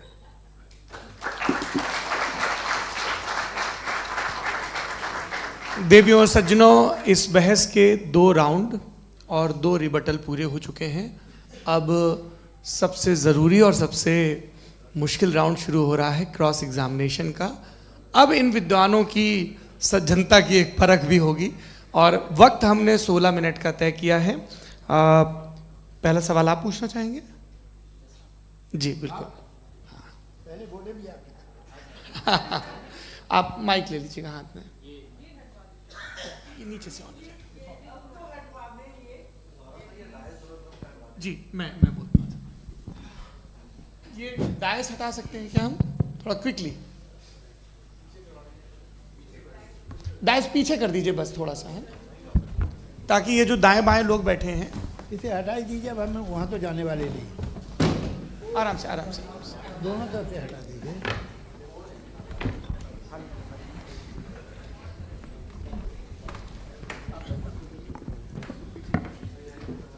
इस बीच आप लोग भी अपने अपने सवाल तैयार कर लें। ये ध्यान रखेंगे कि मैं यहाँ से सवाल लूँगा, आप लोगों को अपना हाथ ऊपर करना है, अपना नाम बताना है और अधिकतम 3 वाक्यों में अपना सवाल पूरा करना है। कई लोग सवाल की जगह भाषण देने लगते हैं, उससे आज बचना है। जी मुफ्ती साहब, पहला सवाल आपका, 16 मिनट हैं, हम दोनों लोगों के सवाल लेंगे। जी जी बहुत शुक्रिया। आपकी जो अभी बात हुई बहुत अहम थी, मैं इसको चाहूँगा कि आगे डिस्कस करूँ, लेकिन चूँकि अभी ये वो सेगमेंट है क्रॉस एग्जामिनेशन, तो सबसे पहला सवाल आपसे ये है कि जो मैं इतनी देर से कॉन्टिंजेंसी आर्ग्यूमेंट आपको बता रहा था, ये अकल से ही बता रहा था हजरत, आप ये बताएं कि आप इन्फिनिट रिग्रेस ऑफ कॉजेस को पॉसिबल मानते हैं या नेसेसरी बीइंग के एग्जिस्टेंस को सही समझते हैं, चूंकि 2 ही ऑप्शन हो सकता है, आप ये बताएं। देखिए, आपको मैं ईमानदारी से बात करूं, एक तो मैं कॉन्टिजेंसी वर्ड ठीक से समझता नहीं, और इस वक्त भी जो आपने अंग्रेज़ी के अल्फाज इस्तेमाल किए वो ज़रा थोड़े से मुझे डिफ़िकल्ट और कॉम्प्लिकेटेड लगे, तो आप ज़रा सिंपल ज़बान में सवाल कर सकते हैं? बिल्कुल कर सकता हूँ जी। यूनिवर्स की हर चीज़ कॉन्टिंजेंट होने का मतलब ये है कि वो अपने एग्जिस्टेंस में किसी के ऊपर डिपेंडेड है। जो भी चीज़ डिपेंडेड होगी वो चीज़ इंडिपेंडेंट नहीं हो सकती, तो उसका कोई ना कोई कॉज होगा। तो अब आप क्या समझते हैं कि ये इन्फिनिट रिग्रेस है, यानी कॉज पर कॉज, कॉज पर कॉज, कॉज पर कॉज, और कभी कोई यानी ये एंडलेसली चलता रहा? क्योंकि अगर ऐसा होगा तो हम तो एग्जिस्टेंस में आते ही नहीं, लॉजिकली ये मुत्तफक अलैह चीज़ है, मुत्तफक अलैह, अग्रीड अपॉन। ओके, इस पे हमने एग्री किया था कि मुश्किल शब्द आएगा तो अर्थ बताना पड़ेगा। तो इन्फिनिट रिग्रेस तो पॉसिबल नहीं है, तो कहीं ना कहीं आपको रुकना पड़ेगा ऐसे नेसेसरी बीइंग पर। नहीं, कोई ज़रूरत नहीं रुकने की। किसने कहा आप रुकना पड़ेगा? आप रुकते हैं खुदा पे, आप नहीं रुकते। आप कहते हैं वो हमेशा से, जब उस वक्त से जब वक्त नहीं था। आप कहाँ रुकते हैं कि अब हुआ था वो? आप नहीं कहते। हम क्यों नहीं मान सकते कि यूनिवर्स जो है और बल्कि मल्टीवर्सेस जो है वो हमेशा से हैं, वो बनती है, बिगड़ती है। एक हमारे यहाँ एक चीज़ है ब्लैक होल, वो समेट लेता है वापस, फिर ब्लास्ट होता है, फिर फैल जाता है, और इसमें हमारी तो खैर कोई औकात ही नहीं है। इंसान की एक छोटे से ज़र्रे पे हम 50-60 साल की उम्र रखते हैं, जो करोड़ों अरबों साल की कायनात है उसमें, और पैदा भी नहायत ही बेहुदा वजह से हुए थे। तो इसमें ये सोचना कि इसकी वजूहात और ये क्यों है, ये डिपेंडेंट है, ये हम देख रहे हैं। क्या मालूम, आप सोचिए कि ये जो फैल रही है कायनात, ये कहाँ फैल रही है, ये कहाँ जा रही है, और ये फैल क्यों रही है? अरे बना ली थी तुमने, रुको भैया काफ़ी है। ये फैल क्यों रही है? ये और कौन सी कायनात जिसे मैं दूरबीन से देखता हूँ तो 2 बिलियन लाइट ईयर पे है, उससे मेरा कोई वास्ता ही नहीं है। 2 बिलियन ईयर यानी अगर मैं 80,000 माइल्स पर सेकेंड से चलूँ तो 20 करोड़ साल में वहाँ पहुँच जाऊँगा। इसकी ज़रूरत क्या थी? ये दुनिया, ये कायनात तो इंसान अशरफुल मखलूक़ात के लिए बनाई गई ना। तो ये सब ये टर्म समझ में नहीं आया, इसमें कोई ख़ास समझने वाली बात थी भी नहीं। ये जो अल्टीमेट कहा यह जाता है कि ये जो पूरी यूनिवर्स है, ये जो दुनिया है, ये इंसान के लिए बनाई गई। अच्छा, ये सब इंसान के लिए। क्यों साहब, सही है ना? बिल्कुल, लेकिन इसका ये मतलब नहीं कि किसी चीज के पीछे रीजन आपको नहीं पता तो रीजन नहीं है, इसे कहते हैं नहीं, मुझे नहीं पता, लेकिन मेरी जिम्मेदारी नहीं है। वो बिल्कुल सही कहा था उसने, बर्टन रसल ने। आपने उसे मजाक में टाल दिया कि भाई आप एक दावा कर रहे हैं, मैं क्यों कहूं कि ये गलत है दावा? आप प्रूफ कीजिए, मेरे पे जिम्मेदारी ही नहीं है, मैंने थोड़ी कहा है। आप प्रूफ कीजिए कि ये सही है। आप आर्ग्यूमेंट ऑफ कंटिजेंसी का जवाब ही नहीं दे रहे हैं। पूछना चाहेंगे? आप सवाल पूछना चाहेंगे मुफ्ती साहब से? क्योंकि ये क्रॉस एग्जामिनेशन का दौर है। आप जैसे पहले बोल रहे थे फेथ को लेके कुछ, मैं ये पूछना चाहूँगा कि खुदा ने जो भी रेवलेशन किए हैं, एक मज़हब के लिए बहुत से मज़हबों में किए हैं, अलग अलग रेवलेशन है।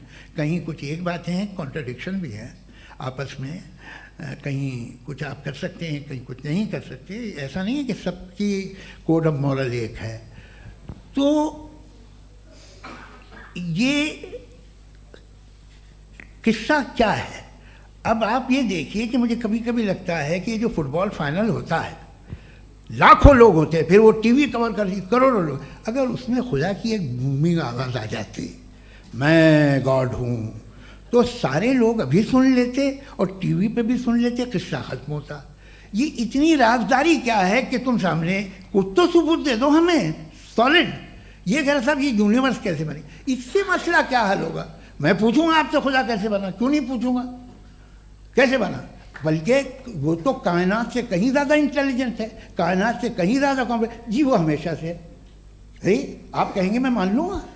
अच्छा, दोयम वो कादिर मुतलक, यानी कादिर मुतलक का मतलब ओमनीपोटेंट, वो जो चाहे कर सकता है। आपको नौकरी दिलवा सकता है, आपकी अच्छी जगह शादी करवा सकता है, आपके पड़ोसी का मुकदमा हरवा सकता है, आपको जिता सकता है, सब काम करता है। थोड़ा सा माइक क्लोज जी। वो इस दुनिया को चला कैसे रहा है? ये दुनिया कैसे चल रही है? आपको इस पर हैरत नहीं होती? या क़यामत के बाद कभी एक जस्टिस होगा, जब ये बच्चा मर चुका होगा, जिसकी धज्जियाँ उड़ गई बम से, इसको इंसाफ मिलेगा तब? अच्छा, अब जवाब दूं? हाँ जी, मैं इसीलिए आप की तरफ। सबसे पहले आपने रेवलेशन और स्क्रिप्चर्स की बात की, इस पे मैं बात कर सकता हूं, लेकिन आज नहीं करूंगा चूंकि वक्त कम है, कभी और इस पे डिस्कस करेंगे। मैं तैयार हूं उस पे भी बात करने के लिए। ये अभी से राउंड 2 की भूमिका तय हो रही है। Does God exist round 2?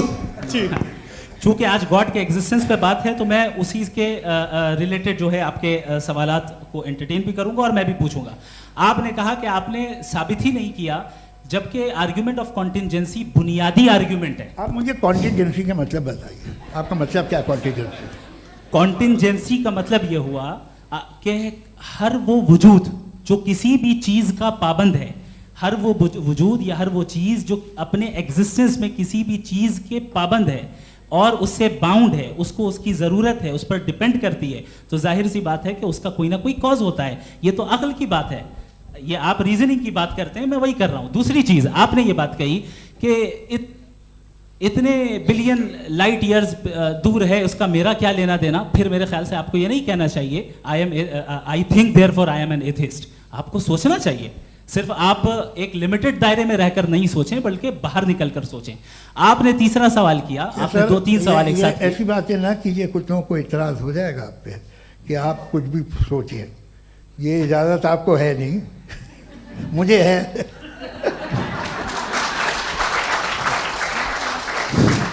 जी, आपने प्रॉब्लम ऑफ इविल के ताल्लुक से सवाल किया और बार बार आप एक लफ्ज रिपीट कर रहे हैं कि ओमनीपोटेंट गॉड है, ऑल पावरफुल गॉड है। यही तो दरअसल समझना है कि गॉड का कॉन्सेप्ट क्या है। प्रॉब्लम ऑफ इविल जो है, प्रॉब्लम ऑफ इविल दर हकीकत दो असम्पशंस पर कायम है। अगर आप इन दो असम्पशंस को समझ जाएं तो ये प्रॉब्लम नहीं रहेगी, आर्ग्यूमेंट आपको समझ में आ जाएगी कि ये कोलैप्स कर जाता है। पॉइंट नंबर 1 यानी जो आपका सबसे पहला फॉल्स असम्पशन है कि गॉड मर्सीफुल है, ओमनीपोटेंट है, दुनिया में जुल्म हो रहा है। लेकिन आपको ये समझना चाहिए कि हमारे वर्ल्ड व्यू के मुताबिक गॉड सिर्फ ओमनीपोटेंट और सिर्फ मर्सीफुल नहीं है, बल्कि वो ऑल वाइज भी है और वो ऑल नोइंग भी है। उसके हर काम के पीछे हिकमत और विजडम है। ये कोई जरूरी नहीं है कि वो हिकमत और विजडम आपको समझ में आए या मुझे समझ में आए।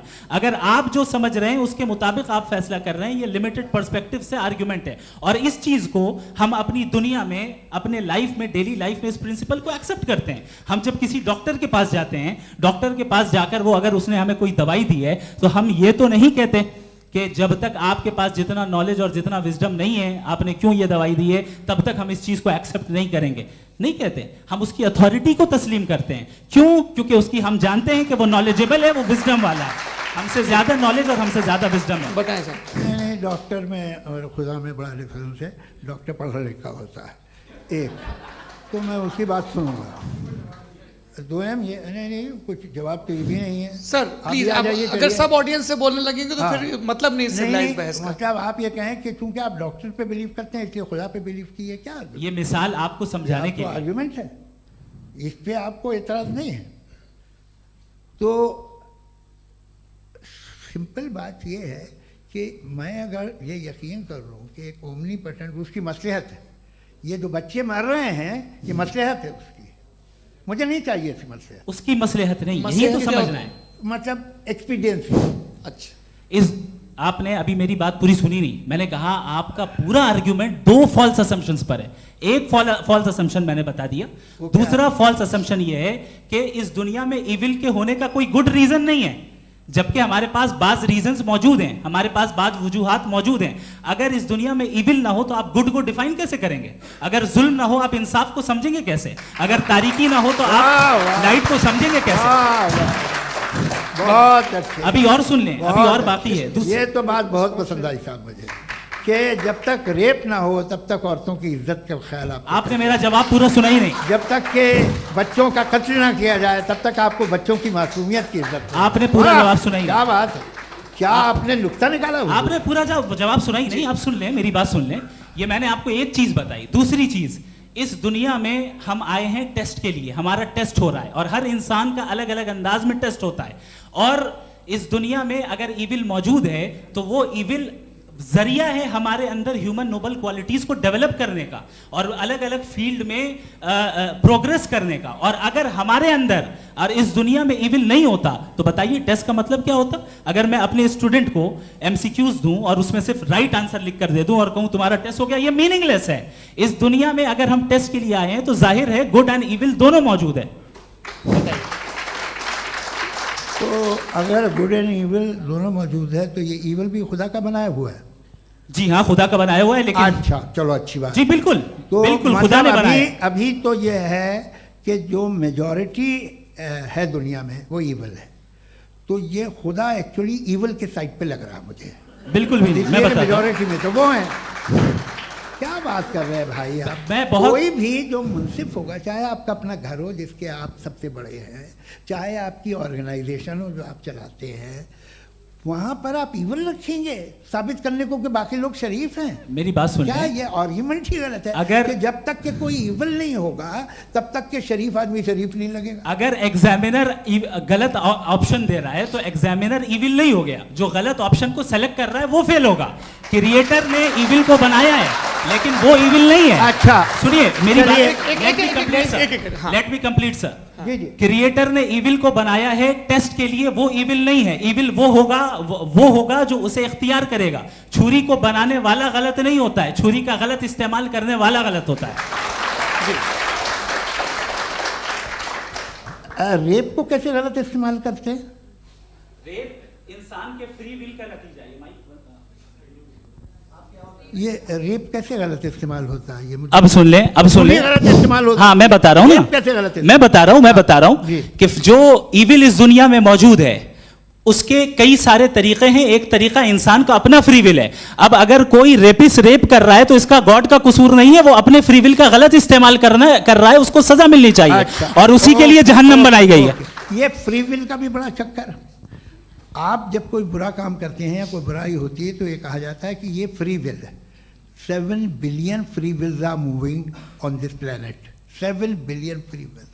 और एक आदमी अपनी फ्री विल से मुझे कत्ल कर दे तो मैं खुदा की मर्जी से मरा हूँ कि इसकी फ्री विल की वजह से?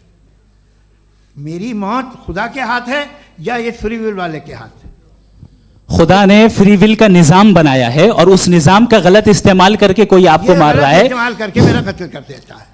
अब मेरी मौत का जिम्मेदार कौन है? वो इंसान जिम्मेदार है। वो इंसान जी। तो ये कहना कि और उसको सजा मिलेगी।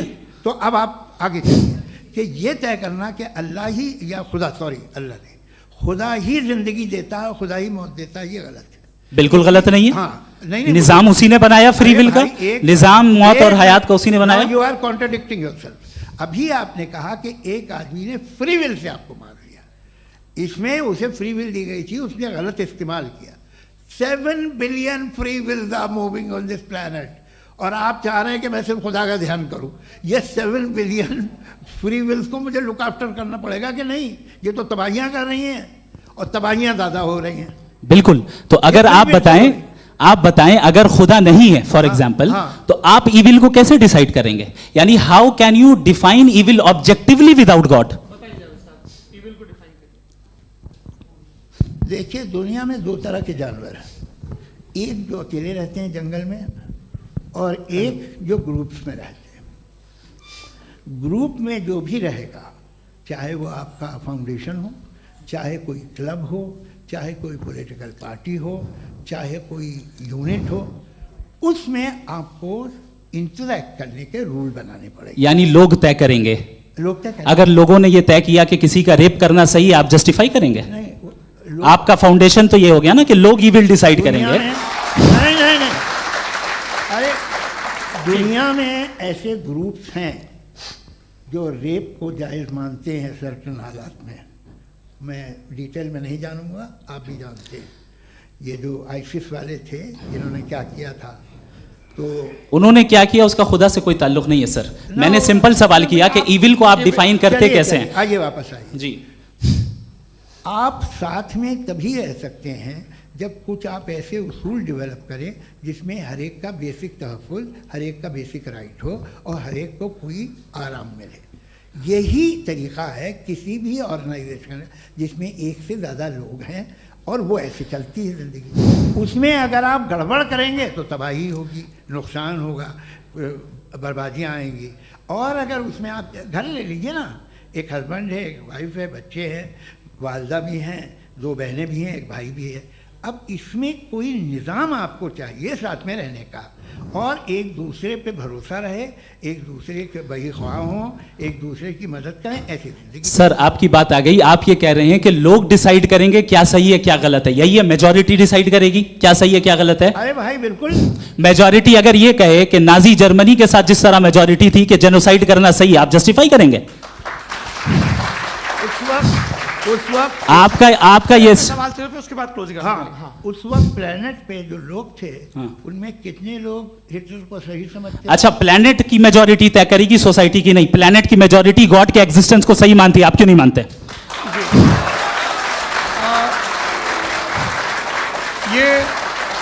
हेलो ये क्रॉस क्वेश्चन का राउंड यहाँ पर समाप्त होता है। और ये बड़ा अच्छा है कि इस तरह से फ्रेगमेंट कर दिया गया है ताकि जो मरकरी ऊपर जा रहा है नीचे जवाब दे दूं जी। प्लेनेट की ज़्यादातर मेजॉरिटी कुछ दूसरे मजहबों के खुदा को मानती है। आप उन्हें क्यों नहीं? आप तो मेजॉरिटी की बात कर रहे हैं। ये क्लोजिंग आप ये कह रहे हैं इविल और गुड को डिसाइड मेजॉरिटी करेगी। मेजॉरिटी जो कर दे वो सही हो जाएगा। क्लोजिंग इसको जैसा आप ही लोगों ने तय किया है उसी फॉर्मेट को फॉलो कर लेते हैं। हाँ भाई, मैंने तो भले लोगों पे एतबार किया और तब मॉडरेशन तय किया। जी, आपके पास 5 मिनट का वक्त है, क्लोजिंग आर्ग्यूमेंट है, उसके बाद हम ऑडियंस से क्वेश्चन आंसर लेंगे जावेद साहब की क्लोजिंग आर्ग्यूमेंट के बाद। ओके, बहुत शुक्रिया जी। हमारा जो टॉपिक है डज गॉड एग्जिस्ट, मैं इस पे इतने एकेडमिक तैयारी करके आया था मुझे था कि मैंने सोचा था कि कई सारे मैं आर्ग्यूमेंट्स दूंगा, लेकिन वक्त की भी किल्लत और जावेद साहब बार बार इधर उधर चले जा रहे थे तो उसको भी थोड़ा एंटरटेन करना पड़ गया। डज गॉड एग्जिस्ट पे मैं एक ही आर्ग्यूमेंट दे पाया। आर्ग्यूमेंट्स बहुत हैं और डेफिनेटिव आर्ग्यूमेंट्स हैं, और मेरे आर्ग्यूमेंट को किसी एक राउंड में भी इन्होंने एंटरटेन नहीं किया और रेफ्यूट नहीं किया, एक राउंड में भी नहीं, एक राउंड में भी नहीं।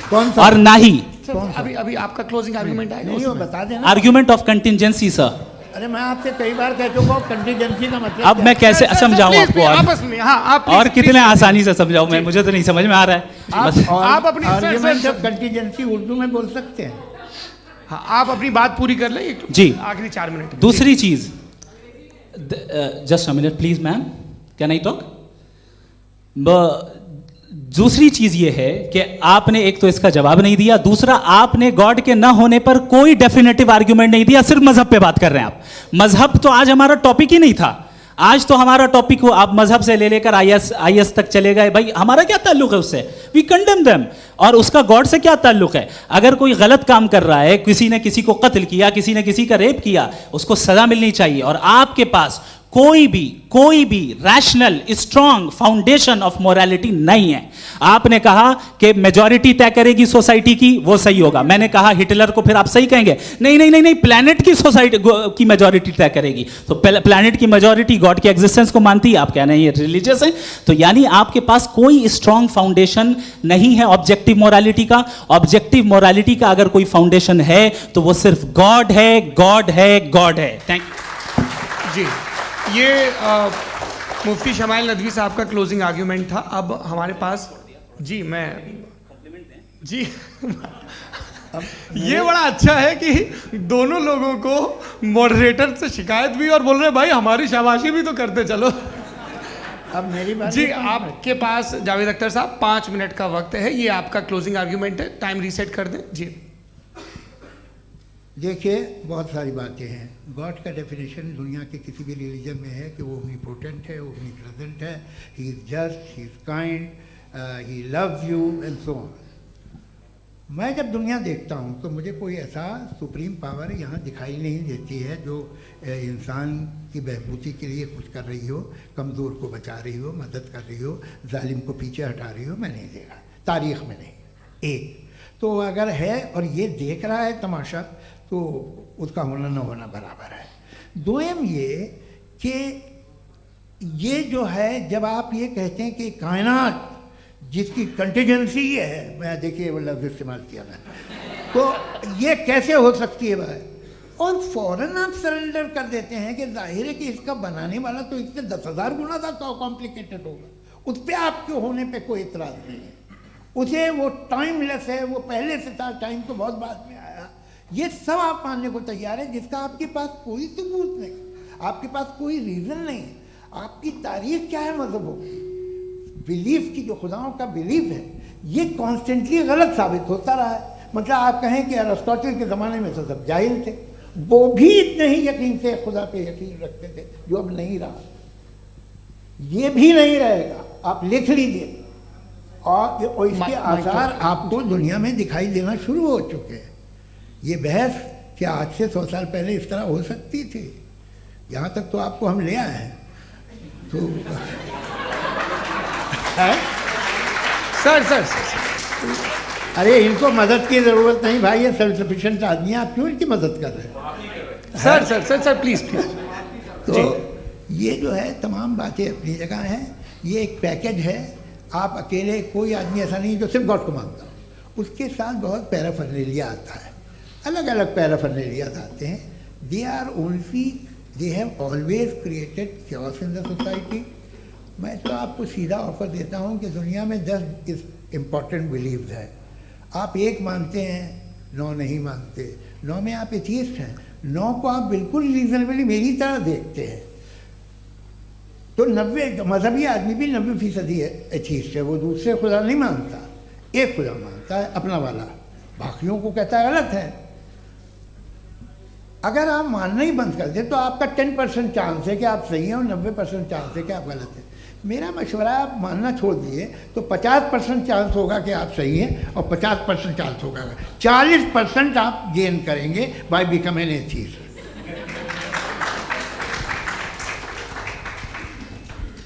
ये एक फरसूदा ख्याल है, ये ख़त्म हो रहा है। हो सकता है मेरी ज़िंदगी में ना हो, लेकिन ये हो जाएगा। जो बातें ये इनको आप मेटाफिज़िकल ये वो ऐसे रिस्पेक्टेबल टर्म दे दिए, ये तो उन लोग के हैं जिन्हें ना फिज़िक्स मालूम थी ना मेटा मालूम था, ये उन्होंने आपको दिए हैं। जी बहुत शुक्रिया आप दोनों लोगों का। और अब इस बातचीत का आखिरी राउंड शुरू होगा, डज गॉड एग्जिस्ट की ये बहस मुफ्ती शमाइल नदवी और जावेद अख्तर साहब के बीच। आप लोग अपने अपने हाथ ऊपर करेंगे, मैं यहाँ से तय करूँगा। और माइक हमारे पास है क्या? एक ही माइक है ऑडियंस के लिए? 2 माइक है, एक इस तरफ एक इस तरफ, ठीक है। तो जी सबसे पहले हमारी सहयोगी हैं मारिया शकील जी, पूछिए सवाल।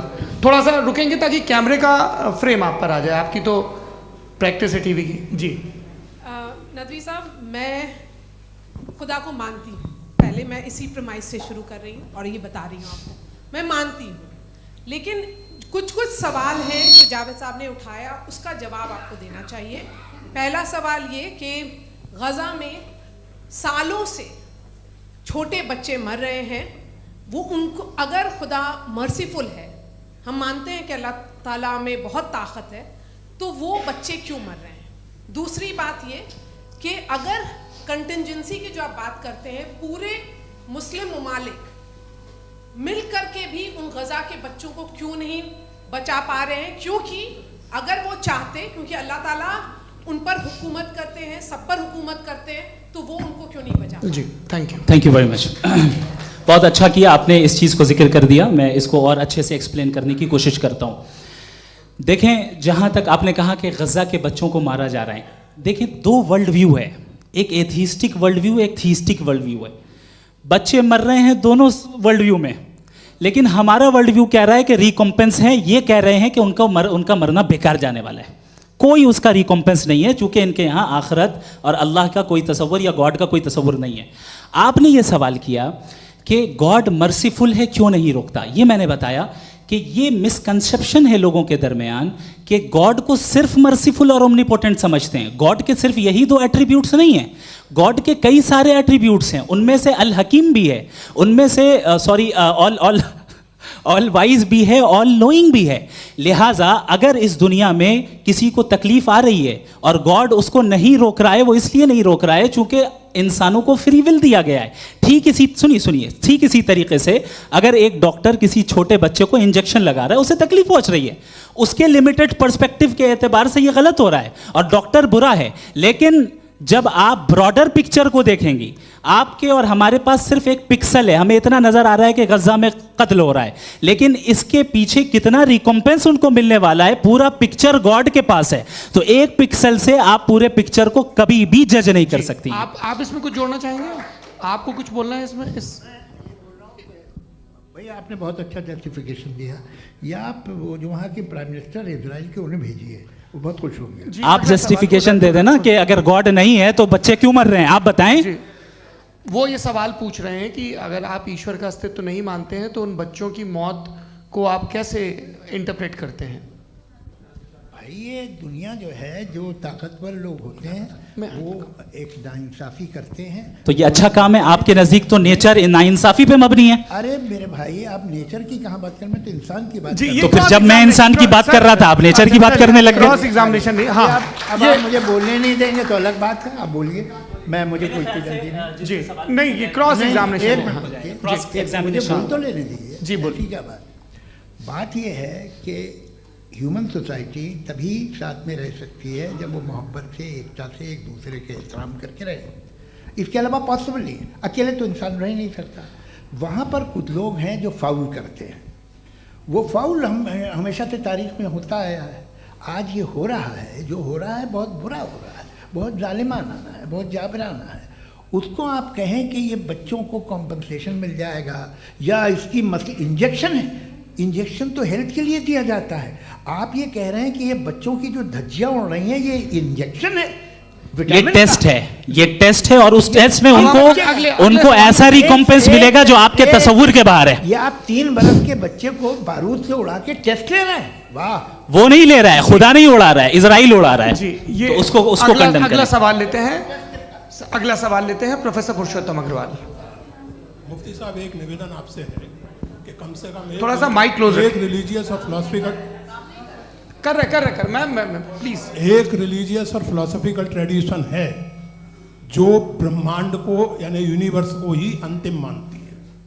सर्वम खलु इदम ब्रह्मम, this is Chandogya Upanishad, and it completely rules out the existence और नेसेसिटी, आपके शब्दों में necessity of a creator, the creation itself is the creator. तो एक मिनट प्लीज। दूसरा जो सवाल आपने अभी, जो आप बार बार कह रहे हैं कि भगवान विद्वान भी है, वाइज, सब जानने वाला, तो अगर विजडम में दुनिया भर के पापों और अत्याचारों को बर्दाश्त करना शामिल है, तो फिर इसका मतलब ये हुआ कि अगर मैं फ्री विल से उसको अपोज करता हूं तो ईश्वर की विजडम और मेरी फ्री विल में कॉन्ट्राडिक्शन है। Because when I am opposing whatever is happening in Gaza, then I am opposing the God's will और गॉड्स विजडम। जवाब लेते हैं क्योंकि तो गॉड की विजडम में, एक मिनट सर प्लीज सर, ये एक जुमला, गॉड की विजडम है कि गाजा में जो कुछ हो रहा है वो हो रहा है, मैं उसका अपोज कर रहा हूं, तो मैं गॉड की विजडम के खिलाफ जा रहा हूं। एक सवाल। दूसरा ये, नहीं आपने दो ऑलरेडी, सर आप और सवाल कर लें, लेकिन मुझे दो जवाब दे। सर, पहले आपने ये कहा, सुनिए मेरी बात सुनिए। इजराइल के गॉड के मुताबिक तुम्हारा ठीक हो रहा है ना? नहीं हो रहा है, ठीक नहीं हो रहा है, मैं बता रहा हूँ क्या हो रहा है। आप तशरीफ रखें, मैं बता रहा हूँ क्या हो रहा है। Let me complete please. एक सेकंड गाइस, एक सेकंड। ये देखिए, ऐसा है कि ये सब बड़ा आपस में विचार विमर्श के बाद ये तय हुआ था कि कुछ नियम बना लिए जाएं ताकि एक टाइम बाउंड बातचीत चले। और भाई साहब, आप बड़ा जरूरी काम कर रहे हैं, लेकिन कैमरे के फ्रेम में आके उस काम को गड़बड़ कर दे रहे हैं। ठीक है गुरु, अब मेरे को कहीं का गुस्सा कहीं निकालना था, सॉरी। नहीं, कोई गुस्सा नहीं है जी। तो प्रोफेसर ने सवाल पूछे, आप उनके जवाब दें, और थोड़ा ये सब लोग थोड़ा ख्याल रखें भाई, सवाल संक्षिप्त रखें जी। आपने दो सवाल किया। सबसे पहला ये कहा कि हमारे पास ये कॉन्सेप्ट है कि ये यूनिवर्स खुद नेसेसरी बीइंग है, creation itself is the creator. How irrational is this कि मैं एग्जिस्ट करूंगा बाद में, लेकिन अभी एग्जिस्ट कर भी रहा हूं, यानी एक ही टाइम में एग्जिस्ट भी कर रहे हैं, नहीं भी कर रहे हैं। This is not true. दूसरी चीज, आपने कहा कि अगर इजराइल में, सॉरी माफ कीजिएगा, Israel doesn't exist, occupied Palestine में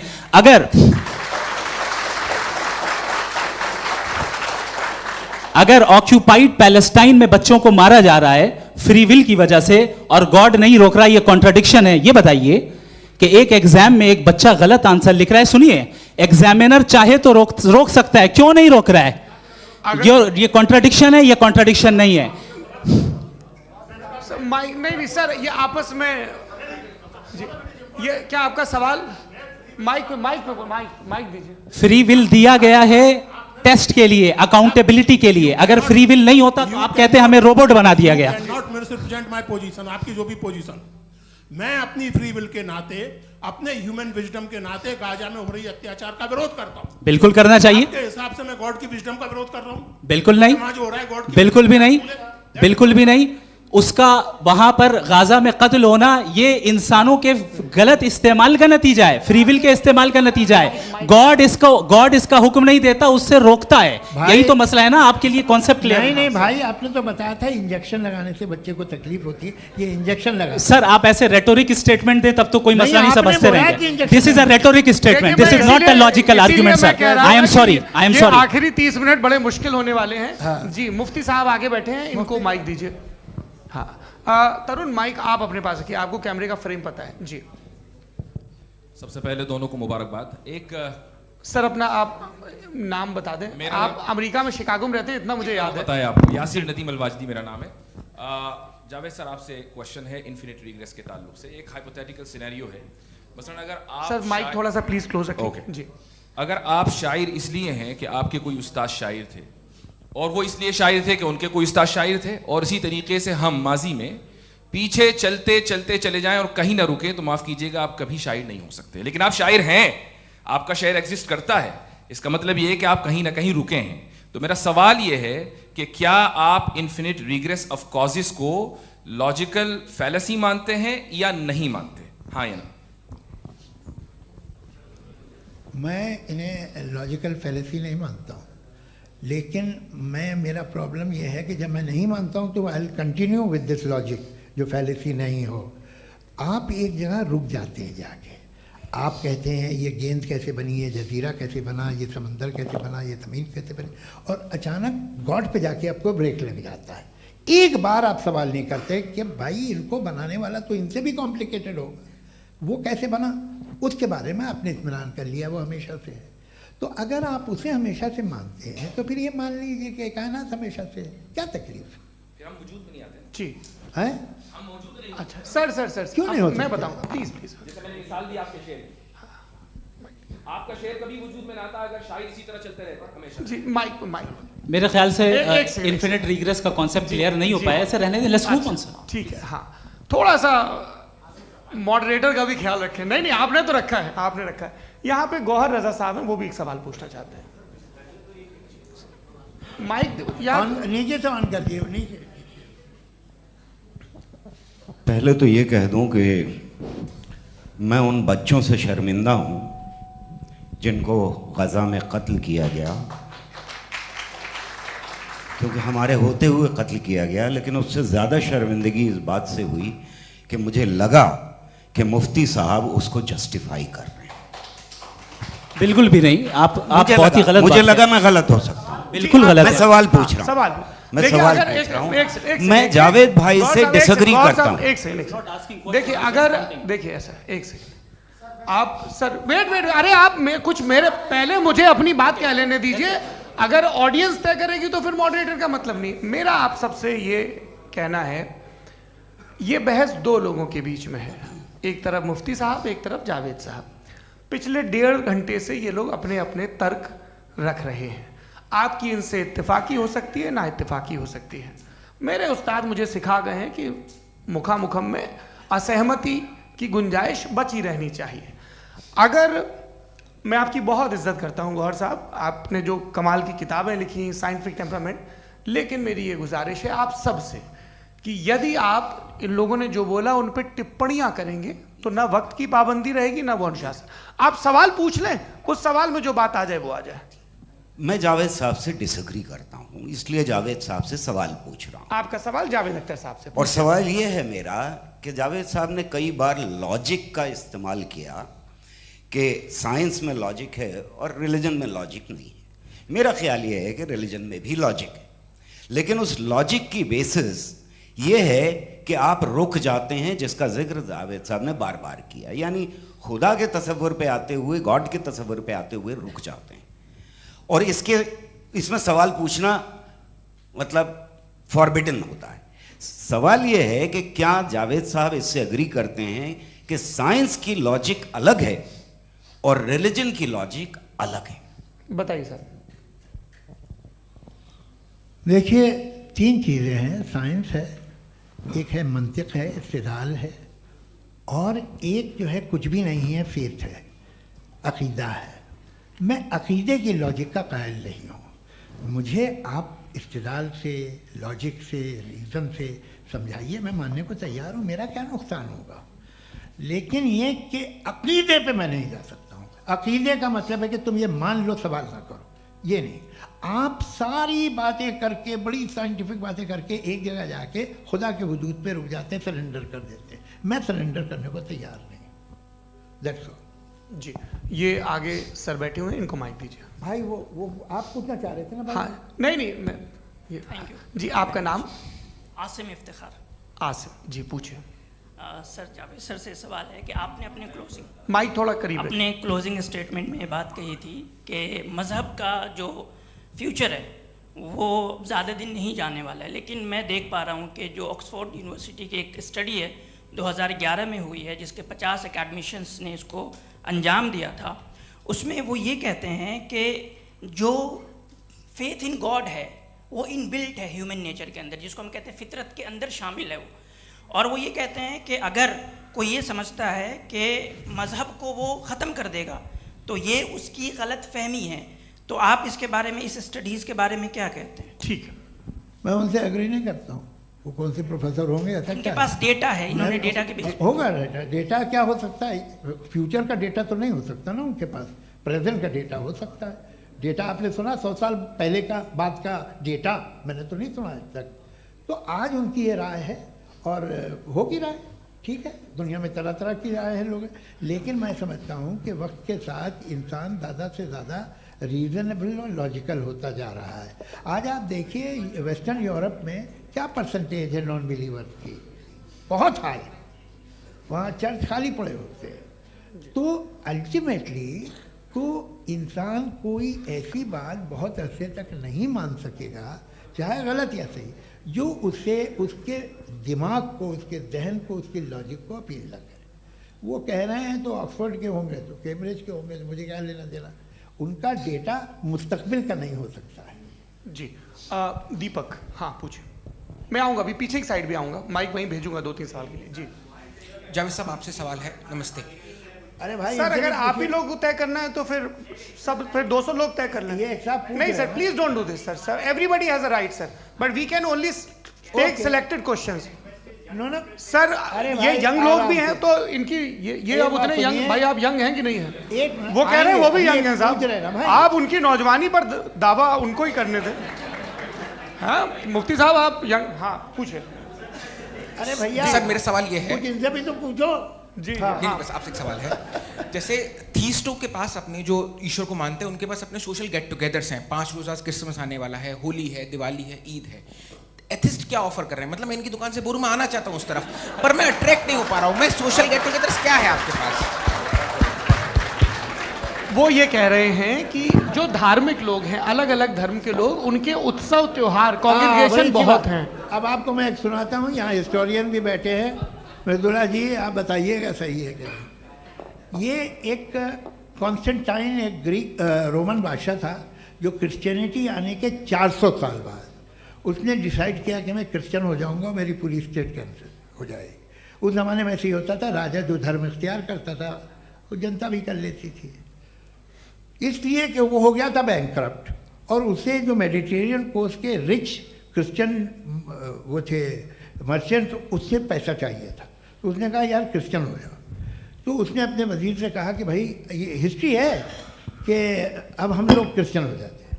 पहले सर हो जाएंगे, कोई प्रॉब्लम नहीं है, लेकिन एक प्रॉब्लम ये है कि 17 दिसंबर से 25 दिसंबर तक जो पेगन फेस्टिवल होता, जो पेगन्स थे वो लोग, जो फेस्टिवल होता है वो बंद हो जाएगा, इसलिए कि हम क्रिश्चियन हो गए तो होगा नहीं। तो वो बच्चों को बहुत बुरा लगेगा, पब्लिक को बहुत इन्जॉय करते हैं, ख़ासतौर से 25 को मेन डे। उसने कहा हाँ ये तो सही कह रहे हो, ये जीसस क्राइस्ट की पैदाइश कब थी? पहले साहब वो अप्रैल में थी। नहीं कट करो, वो 25 दिसंबर को है, ये हकीकत है जी। और 400 साल बाद क्रिश्चियनिटी के अप्रैल से दिसंबर ले आए, और इसलिए कि यहाँ पेगन फेस्टिवल होता था। अब मनाते हैं आप आराम से। ये जो सारे फेस्टिवल हैं ये रिलीजन से, हर एक को एक इंटरटेनमेंट डिपार्टमेंट चाहिए होता है अपनी कंपनी चलाने के लिए। तो ये रिलीजन ने, ये सेकुलर त्यौहार थे जिन्हें रिलीजन्स ने ले लिया है। ये मौसम के थे, फसलों के थे, किसानों के थे, उसको आपने लेके रिलीजियस रंग दे दिया। ये कोई रिलीजन से थोड़ी आए आप। अच्छा हमें देखिए, हम तो मुल्द हैं, हम ईद मनाते हैं, हम दिवाली मनाते हैं, हम होली मनाते हैं, हम क्रिसमस मनाते हैं।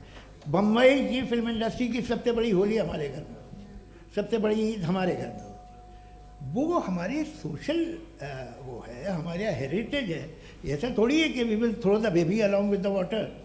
ये तो अच्छी चीज़ है, इन्हें रखो, जो बेकार है फेंक दो। जी हाँ हेलो जी, मेरा सवाल नादवी जी से है। जैसा कि आपने बोला कि गॉड टाइम के भी परे हैं, और गॉड इतनी कॉम्प्लेक्स चीज़ है कि उसे ह्यूमन माइंड समझ नहीं सकता, और गॉड ने अर्थ पे फ्री विल भी दे दी है। तो आप अपना वक्त ज़ाया क्यों कर रहे हैं गॉड के बारे में बात करके? अपन को तो बात करनी चाहिए कि सोसाइटी को बेहतर कैसे करें। जी मैं, गॉड वही बताता है सोसाइटी को कैसे बेहतर करें। अभी मैं आपका जवाब देता हूँ। आपने कहा कि टाइम पे वो एग्जिस्ट नहीं करता, सो नहीं, मेरा सवाल ये है कि जैसा आपने बोला कि गॉड बहुत ही कॉम्प्लेक्स चीज है। मैंने कहा ही नहीं कि कॉम्प्लेक्स है, तो आपके अल्फाज हैं। कॉम्प्लेक्स का लफ्ज गॉड के लिए सुइटेबल नहीं है। क्यों? क्योंकि कॉम्प्लेक्स वो चीजें होती हैं जो ऑब्जेक्ट हो। God is not an object जिसको आप इंस्ट्रूमेंट के जरिए लेबोरेटरी में जाके टेस्ट करें, oh it's very complex. No, वो कोई कार का इंजन नहीं है। मेरा वो फिलोसॉफिकली नेसेसरी बीइंग ऐसी बीइंग है जो सिंपल बीइंग है। हाँ, आप उसको मुकम्मल तौर पे उसकी तमाम हिकमतों को जान ले और हर चीज को जान ले, ये पॉसिबल नहीं है, क्योंकि वो ऑल वाइज है, आप ऑल वाइज नहीं है, और वो खुदा है, वो आपको सारी चीजें बता दे, ये जरूरी नहीं।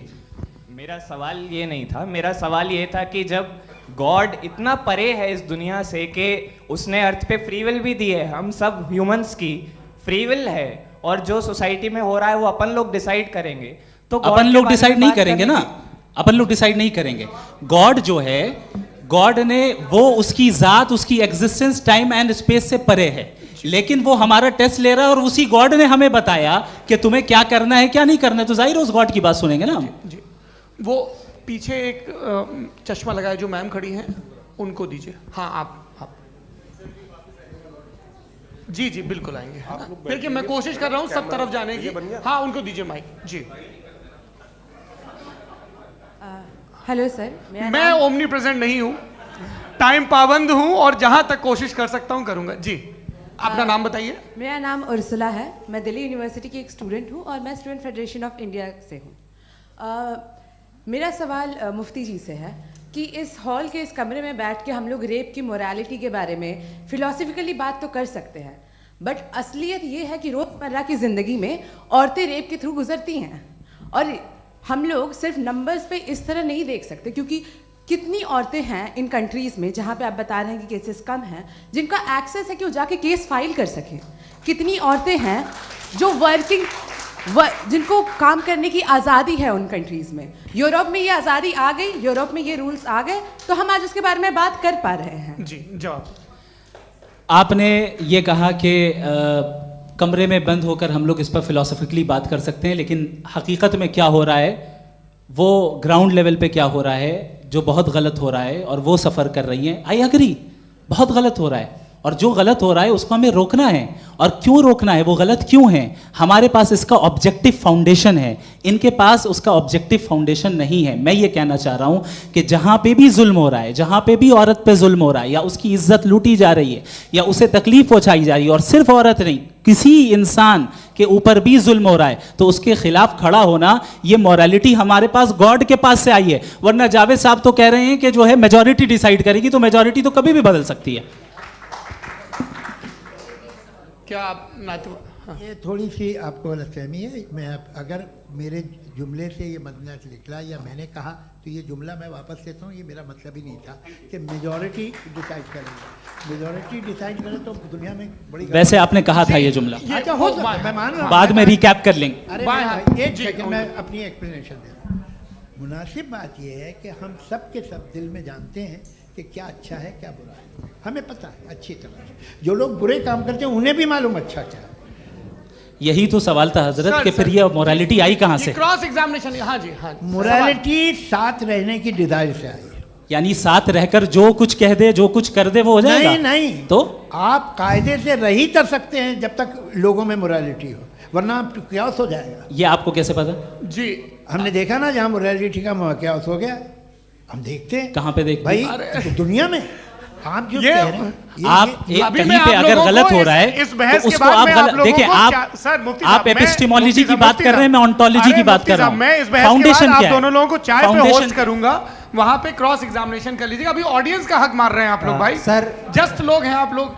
और ये भाई ये उधर आएंगे, उधर जी सर आएंगे। अच्छा सर, मेरा नाम लईकुर रहमान है और मैं अलीगढ़ मुस्लिम यूनिवर्सिटी का स्टूडेंट हूँ, और जहाँ तक मुझे पता है कि sir you are also product of Aligarh Muslim University. मैं भी उसी चमन का बुलबुल। हाँ सर, तो बहुत खुशी हुई मुझे जान करके कि मैं आपसे मिलूंगा। सवाल सर, मेरा सवाल यह है, सर सैयद अलैहिर्रहमा का नज़रिया यह था कि खुदा के वजूद को अक़ल के दायरे में रह कर के तलाश करना, न कि पूरी तौर से उसका इनकार कर देना। Sir, how will you define it? नहीं, तो ये तो आप इन्हें बताइए। ये सवाल आपसे, खुदा का वजूद साबित कर रहे हैं, तो सर आपने इनकार कर रखा है, इस वजह से मेरा क्वेश्चन उन्होंने यही सर से एक सेकंड, सर सैयद ने यही कहा ना कि अक्ल से आप खुदा के वजूद को साबित नहीं कर सकते, यही कहा ना भाई। वो उन्होंने कहा कर सकते हैं और वो कर दिया गया आज। वो फोन तलाश करना या साबित करना अक्ल से नहीं हो सकता। अरे सवाल तो सुन लीजिए जी। अक्ल से नहीं हो सकता है, यही कहा ना आपने। अक्ल से हो सकता है। अरे वो यही कह रहे हैं भाई, आप बता रहे हो सकता है, वो तो कुछ और। आप अगर सर देखो नौजवान फोन ले लो, वो इतनी कमाल की यूनिवर्सिटी है। अरे भाई दे दो ना जरा, एक मिनट दे दो भाई, मेरी बात सुनो, माइक पे बोलो ताकि जो लाखों लोग देख रहे हैं। माइक दे दो ना। अरे देंगे ना माइक, तुम ठहरो तो। हाँ सर, मेरा सवाल ये था कि सर सैयद अलैहि रहमा का एक नज़रिया था अपना कि खुदा का जो वजूद है उसको अक़ल के दायरे में रह कर के तलाश करना है, न कि पूरे तौर से इनकार कर देना है। ये उनका कॉन्सेप्ट था। लेकिन मेरा सवाल ये है कि आप इसको कैसे डिफाइन करते हैं, एक्सप्लेन कैसे करेंगे, मैं आपसे जानना चाहता हूँ, क्योंकि you are the product of Aligarh Muslim University. मुझे अक़ल के दायरे में रख के मैंने बहुत तलाश की, मुझे मिला नहीं। हाँ ये इधर वो चश्मा लगाए जो, हाँ उनको दे दीजिए। जी जी फटाफट पूछिए, बस 5 मिनट है, 5 मिनट में खत्म हो रहा है। हाँ अस्सलाम वालेकुम मुफ्ती साहब, एंड मेरा सवाल जावेद अख्तर साहब से। क्या नाम है आपका? अरे भैया सब मुझे पूछ रहे हो। फैज पूछिए फैज साहब। तो मेरा सवाल ये है कि अभी जो एथियस्ट है वो problem of evil argument use कर रहे हैं अगेंस्ट मुस्लिम्स, राइट? कि इस दुनिया में इतना सारा ईविल है और अगेंस्ट मुस्लिम तो यहाँ अगेंस्ट थियस्ट। हाँ थोड़ा सा करेक्ट कर लीजिए भाई, पूरी मशक्कत ही इसी बात की थी कि किसी एक मजहब पे बात न टिके। जी, तो बेसिकली ये आर्ग्यूमेंट ऐसा है कि इस दुनिया में इतना ज़्यादा ईवल एग्जिस्ट करता है और अगर एक ऑल गुड गॉड है तो वो रोकता क्यों नहीं है? लेकिन इस सवाल में एक हिडन अजम्पशन ये है कि इस दुनिया में ईवल एग्जिस्ट करता है। अब एथियस्ट ये कैसे ऑन्टोलॉजिकली प्रूव कर सकते हैं कि इस दुनिया में ईवल एग्जिस्ट करता है? मैं आपको बताता हूँ, थोड़ा सा समझा। नहीं सर, हम लोग इनको सुनने आए। नहीं please don't do that. I want to explain ontologically. नहीं हम समझ गए सर, इनको अब जवाब देने दीजिए। अच्छा सवाल पूछ लो। मैं अभी तक क्या था वो मैं थोड़ा सा ऐड ऑन कर लेता हूँ। तुम गुरु, तो हम जब इसका राउंड 13 करेंगे ना तब तुमको स्टेज पे बिठाएंगे। जी तो हाँ जल्दी से। तो देखिए एथियज्म के हिसाब से सब कुछ रैंडमली बन गया है, सब कुछ एटम्स और मॉलिक्यूल्स है। एक पत्थर में और मुझ में सिर्फ इतना फर्क है कि हम लोग एटम्स और मॉलिक्यूल्स का अलग अलग रीअरेंजमेंट है। अब एक पत्थर को कोई इंसान तलवार से 2 टुकड़ों में काट दे या मुझे, according to atheism it is same. There is no evil and good according to atheism. जी अच्छा, फैज साहब का सवाल ये है कि हाँ कोशिश भी करते तो इससे गलत सवाल नहीं कर पाते। एक लाइफ फॉर्म है और लाइफ फॉर्म में फीलिंग्स हैं, मतलब लाइफ फॉर्म सुनता है, देखता है, टेस्ट कर सकता है, फील कर सकता है, तो उसकी जो क्वालिटी इस बबल में आ गई हैं वो जानवर में भी है, इंसान में भी है। तो जाहिर है कि उसे कोई तकलीफ पहुंचेगी, तो चूंकि उसके पास वो सेंसिटिविटी है तो मैं करेगा। पत्थर में वो सेंसिटिविटी नहीं है। तो ये क्या सवाल हुआ कि अगर पत्थर को काटा तो पत्थर को तकलीफ नहीं होती, तो आपको काटे तो आपको क्यों तकलीफ हो? बैठ जाइए। जी हाँ अगला सवाल। हाँ पूछे जी जावेद अख्तर साहब। अरे भैया सब आप लोग मुफ्ती साहब को छोड़ रहे हैं, तो मेरे ही पीछे पड़े हैं क्या? चलो बोलो भाई। You asked how God can exist when children die in Gaza. Huh? You asked how God can exist when children die in Gaza, and you also mentioned the rise of atheism in Europe. But the same events also are leading many atheists and non-believers to turn towards faith. How do you interpret this contradiction, where suffering pushes some away from God, yet brings others closer to belief? देखिए आपको एक बात बताऊं, दुनिया perfect तो कहीं भी नहीं है, हर जगह कुछ खामियां हैं। बेटा एक मिनट आप ही को कहेंगे, देखो वो तो कुछ खामियां, कमज़ोरियां, खराबियां सब जगह है। लेकिन अगर देखोगे ईमानदारी से कि दुनिया सबसे ज़्यादा महज़ब कहाँ है, एक आम शहरी को कहाँ हुकूक हासिल हैं, वो बोल सकता है, अपनी मर्ज़ी से काम कर सकता है, अपनी मर्ज़ी से राय दे सकता है, हुकूमत के ख़िलाफ़ बोल सकता है, बरसर इक़्तिदार लोगों के बारे में बोल सकता है, सरमायादारों के ख़िलाफ़ बोल सकता है। तो आपको ये स्कैंडिनेवियन कंट्रीज़ में मिलेगा, वेस्टर्न यूरोप में मिलेगा। मैं नहीं कह रहा वो परफेक्ट है, बिल्कुल नहीं, वहाँ बहुत ख़राबियाँ भी हैं, परफेक्ट तो कोई। लेकिन जिन जिन मुल्कों में, लैटिन अमेरिका देखो, गल्फ़ देखो, वहाँ पर आपको ये ज़रूर है कि रेप नहीं होते होंगे। रेप की ज़रूरत क्या है भाई? उसको तो ख़रीद लो, घर में रखो, सड़क पर रेप करने की क्या ज़रूरत है? मगर सुनिए, मगर हकीकत ये है कि वहाँ शख्सी आज़ादी राय देने की, बोलने की नहीं है। जी ये एक आखिरी सवाल मुफ्ती साहब से। हाँ मैम, इनको माइक दीजिए। शुक्रिया। मेरा नाम मनीषा है, मैं हरियाणा से आई हूँ। मैं मुफ्ती साहब से एक बात पूछना चाहती हूँ। आप बार बार जावेद साहब को कॉन्ट्राडिक्ट तो कर रहे हैं कि आपने ये कहा, लेकिन आप भी अजम्पशंस के बेसिस पे बात कर रहे हैं। आपने खुदा के होने का कौन सा प्रूफ पेश किया है, खुदा की एग्जिस्टेंस का?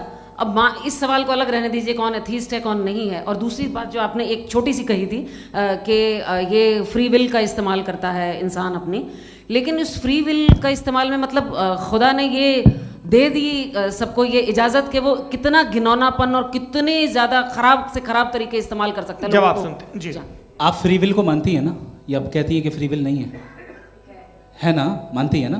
तो अब आपके पास इसका कोई एक्सप्लेनेशन नहीं है कि अगर एक इंसान उस फ्री विल का इस्तेमाल करके गलत काम कर रहा है और बच के अच्छी ज़िंदगी गुजार के निकल जा रहा है, उसका कोई रिकम्पेंस नहीं है।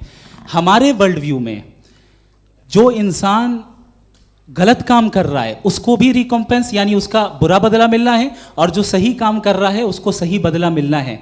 लिहाजा जो फ्री विल है वो इस तरीके से है कि एक लिमिटेड टाइम तक खुदा ने मोहलत दी है। ऐसा नहीं कि छूट दे दी, जो करना है करते रहो हमेशा। वक्त आएगा जब एग्जाम का टाइम खत्म होगा तब रिजल्ट आएगा, दौराने एग्जाम जबरदस्ती आपको नहीं बताया जाएगा। अरे भाई एक सेकंड, जी सवाल मुफ्ती साहब से मेरा, मुफ्ती साहब से रुक जाइए, आपसे फोन, आप इसके बाद आपसे बोलिए। मैं मुफ्ती साहब एक ही सवाल करता हूँ कि अगर जो हो रहा है फ्री विल से हो रहा है और एक दिन बरोज़ क़यामत इंसाफ होगा मैशर में वगैरह वगैरह, तो दुआ क्यों मांगते हैं लोग? दुआ मांगते हैं इसके मतलब है अभी भी उसने ये डिपार्टमेंट रखा है कि मैं रोज़मर्रा की ज़िंदगी में बिल्कुल बिल्कुल ही कैन। तो तुम कैन हो, तुम मुझे नौकरी दिला देते हो, मेरे बेटे को ग्रीन कार्ड दिला देते हो, और 45,000 बच्चे मरते उन्हें रोकते नहीं हो। नहीं तो क्या आप ये कह रहे हैं कि इस दुनिया में जालिमों को कभी पकड़ ही नहीं होती है? अरे जो भी पकड़ होगी वो बच्चे रोते हैं। बिल्कुल, देखिए मैंने अपने ओपनिंग स्टेटमेंट में यही कहा था कि जनाब जावेद साहब सिर्फ इमोशनल आर्गुमेंट देंगे। This is an emotional argument. ये छोटे मोटे इसके पीछे का रीजन मैंने बताया क्या है, इसके पीछे का रीजन क्या है मैंने बताया। मंच से आप लोगों को सज्जनों इसलिए कह रहा हूं ताकि थोड़ा सा आपके कॉन्शियंस पे जोर रहे कि आपको ऑर्डर बचा के रखना है। वक्त तय हुआ था, ये वक्त पूरा हुआ, आपने इतने धैर्यपूर्वक सुना, मैं आप सबका बहुत बहुत शुक्रगुजार हूं। यदि इन दोनों विद्वानों की इच्छा होगी तो कभी हम इस बातचीत का राउंड 2, राउंड 3, यही तो देखिए खूबी है इंसान की कि बहस मुबाहसे में वो पड़ा रहता है। आप लोगों ने बड़े धैर्य का परिचय दिया, बहुत बहुत शुक्रिया। इसी के साथ ये बातचीत यहाँ पे समाप्त होती है। आप लोगों को मैं एक बात बता दूं, ये सारी बहस हो गई, अब मुफ्ती साहब और बड़े मुफ्ती साहब इन साथ के साथ मैं खाना खाने वाला हूँ। अच्छा।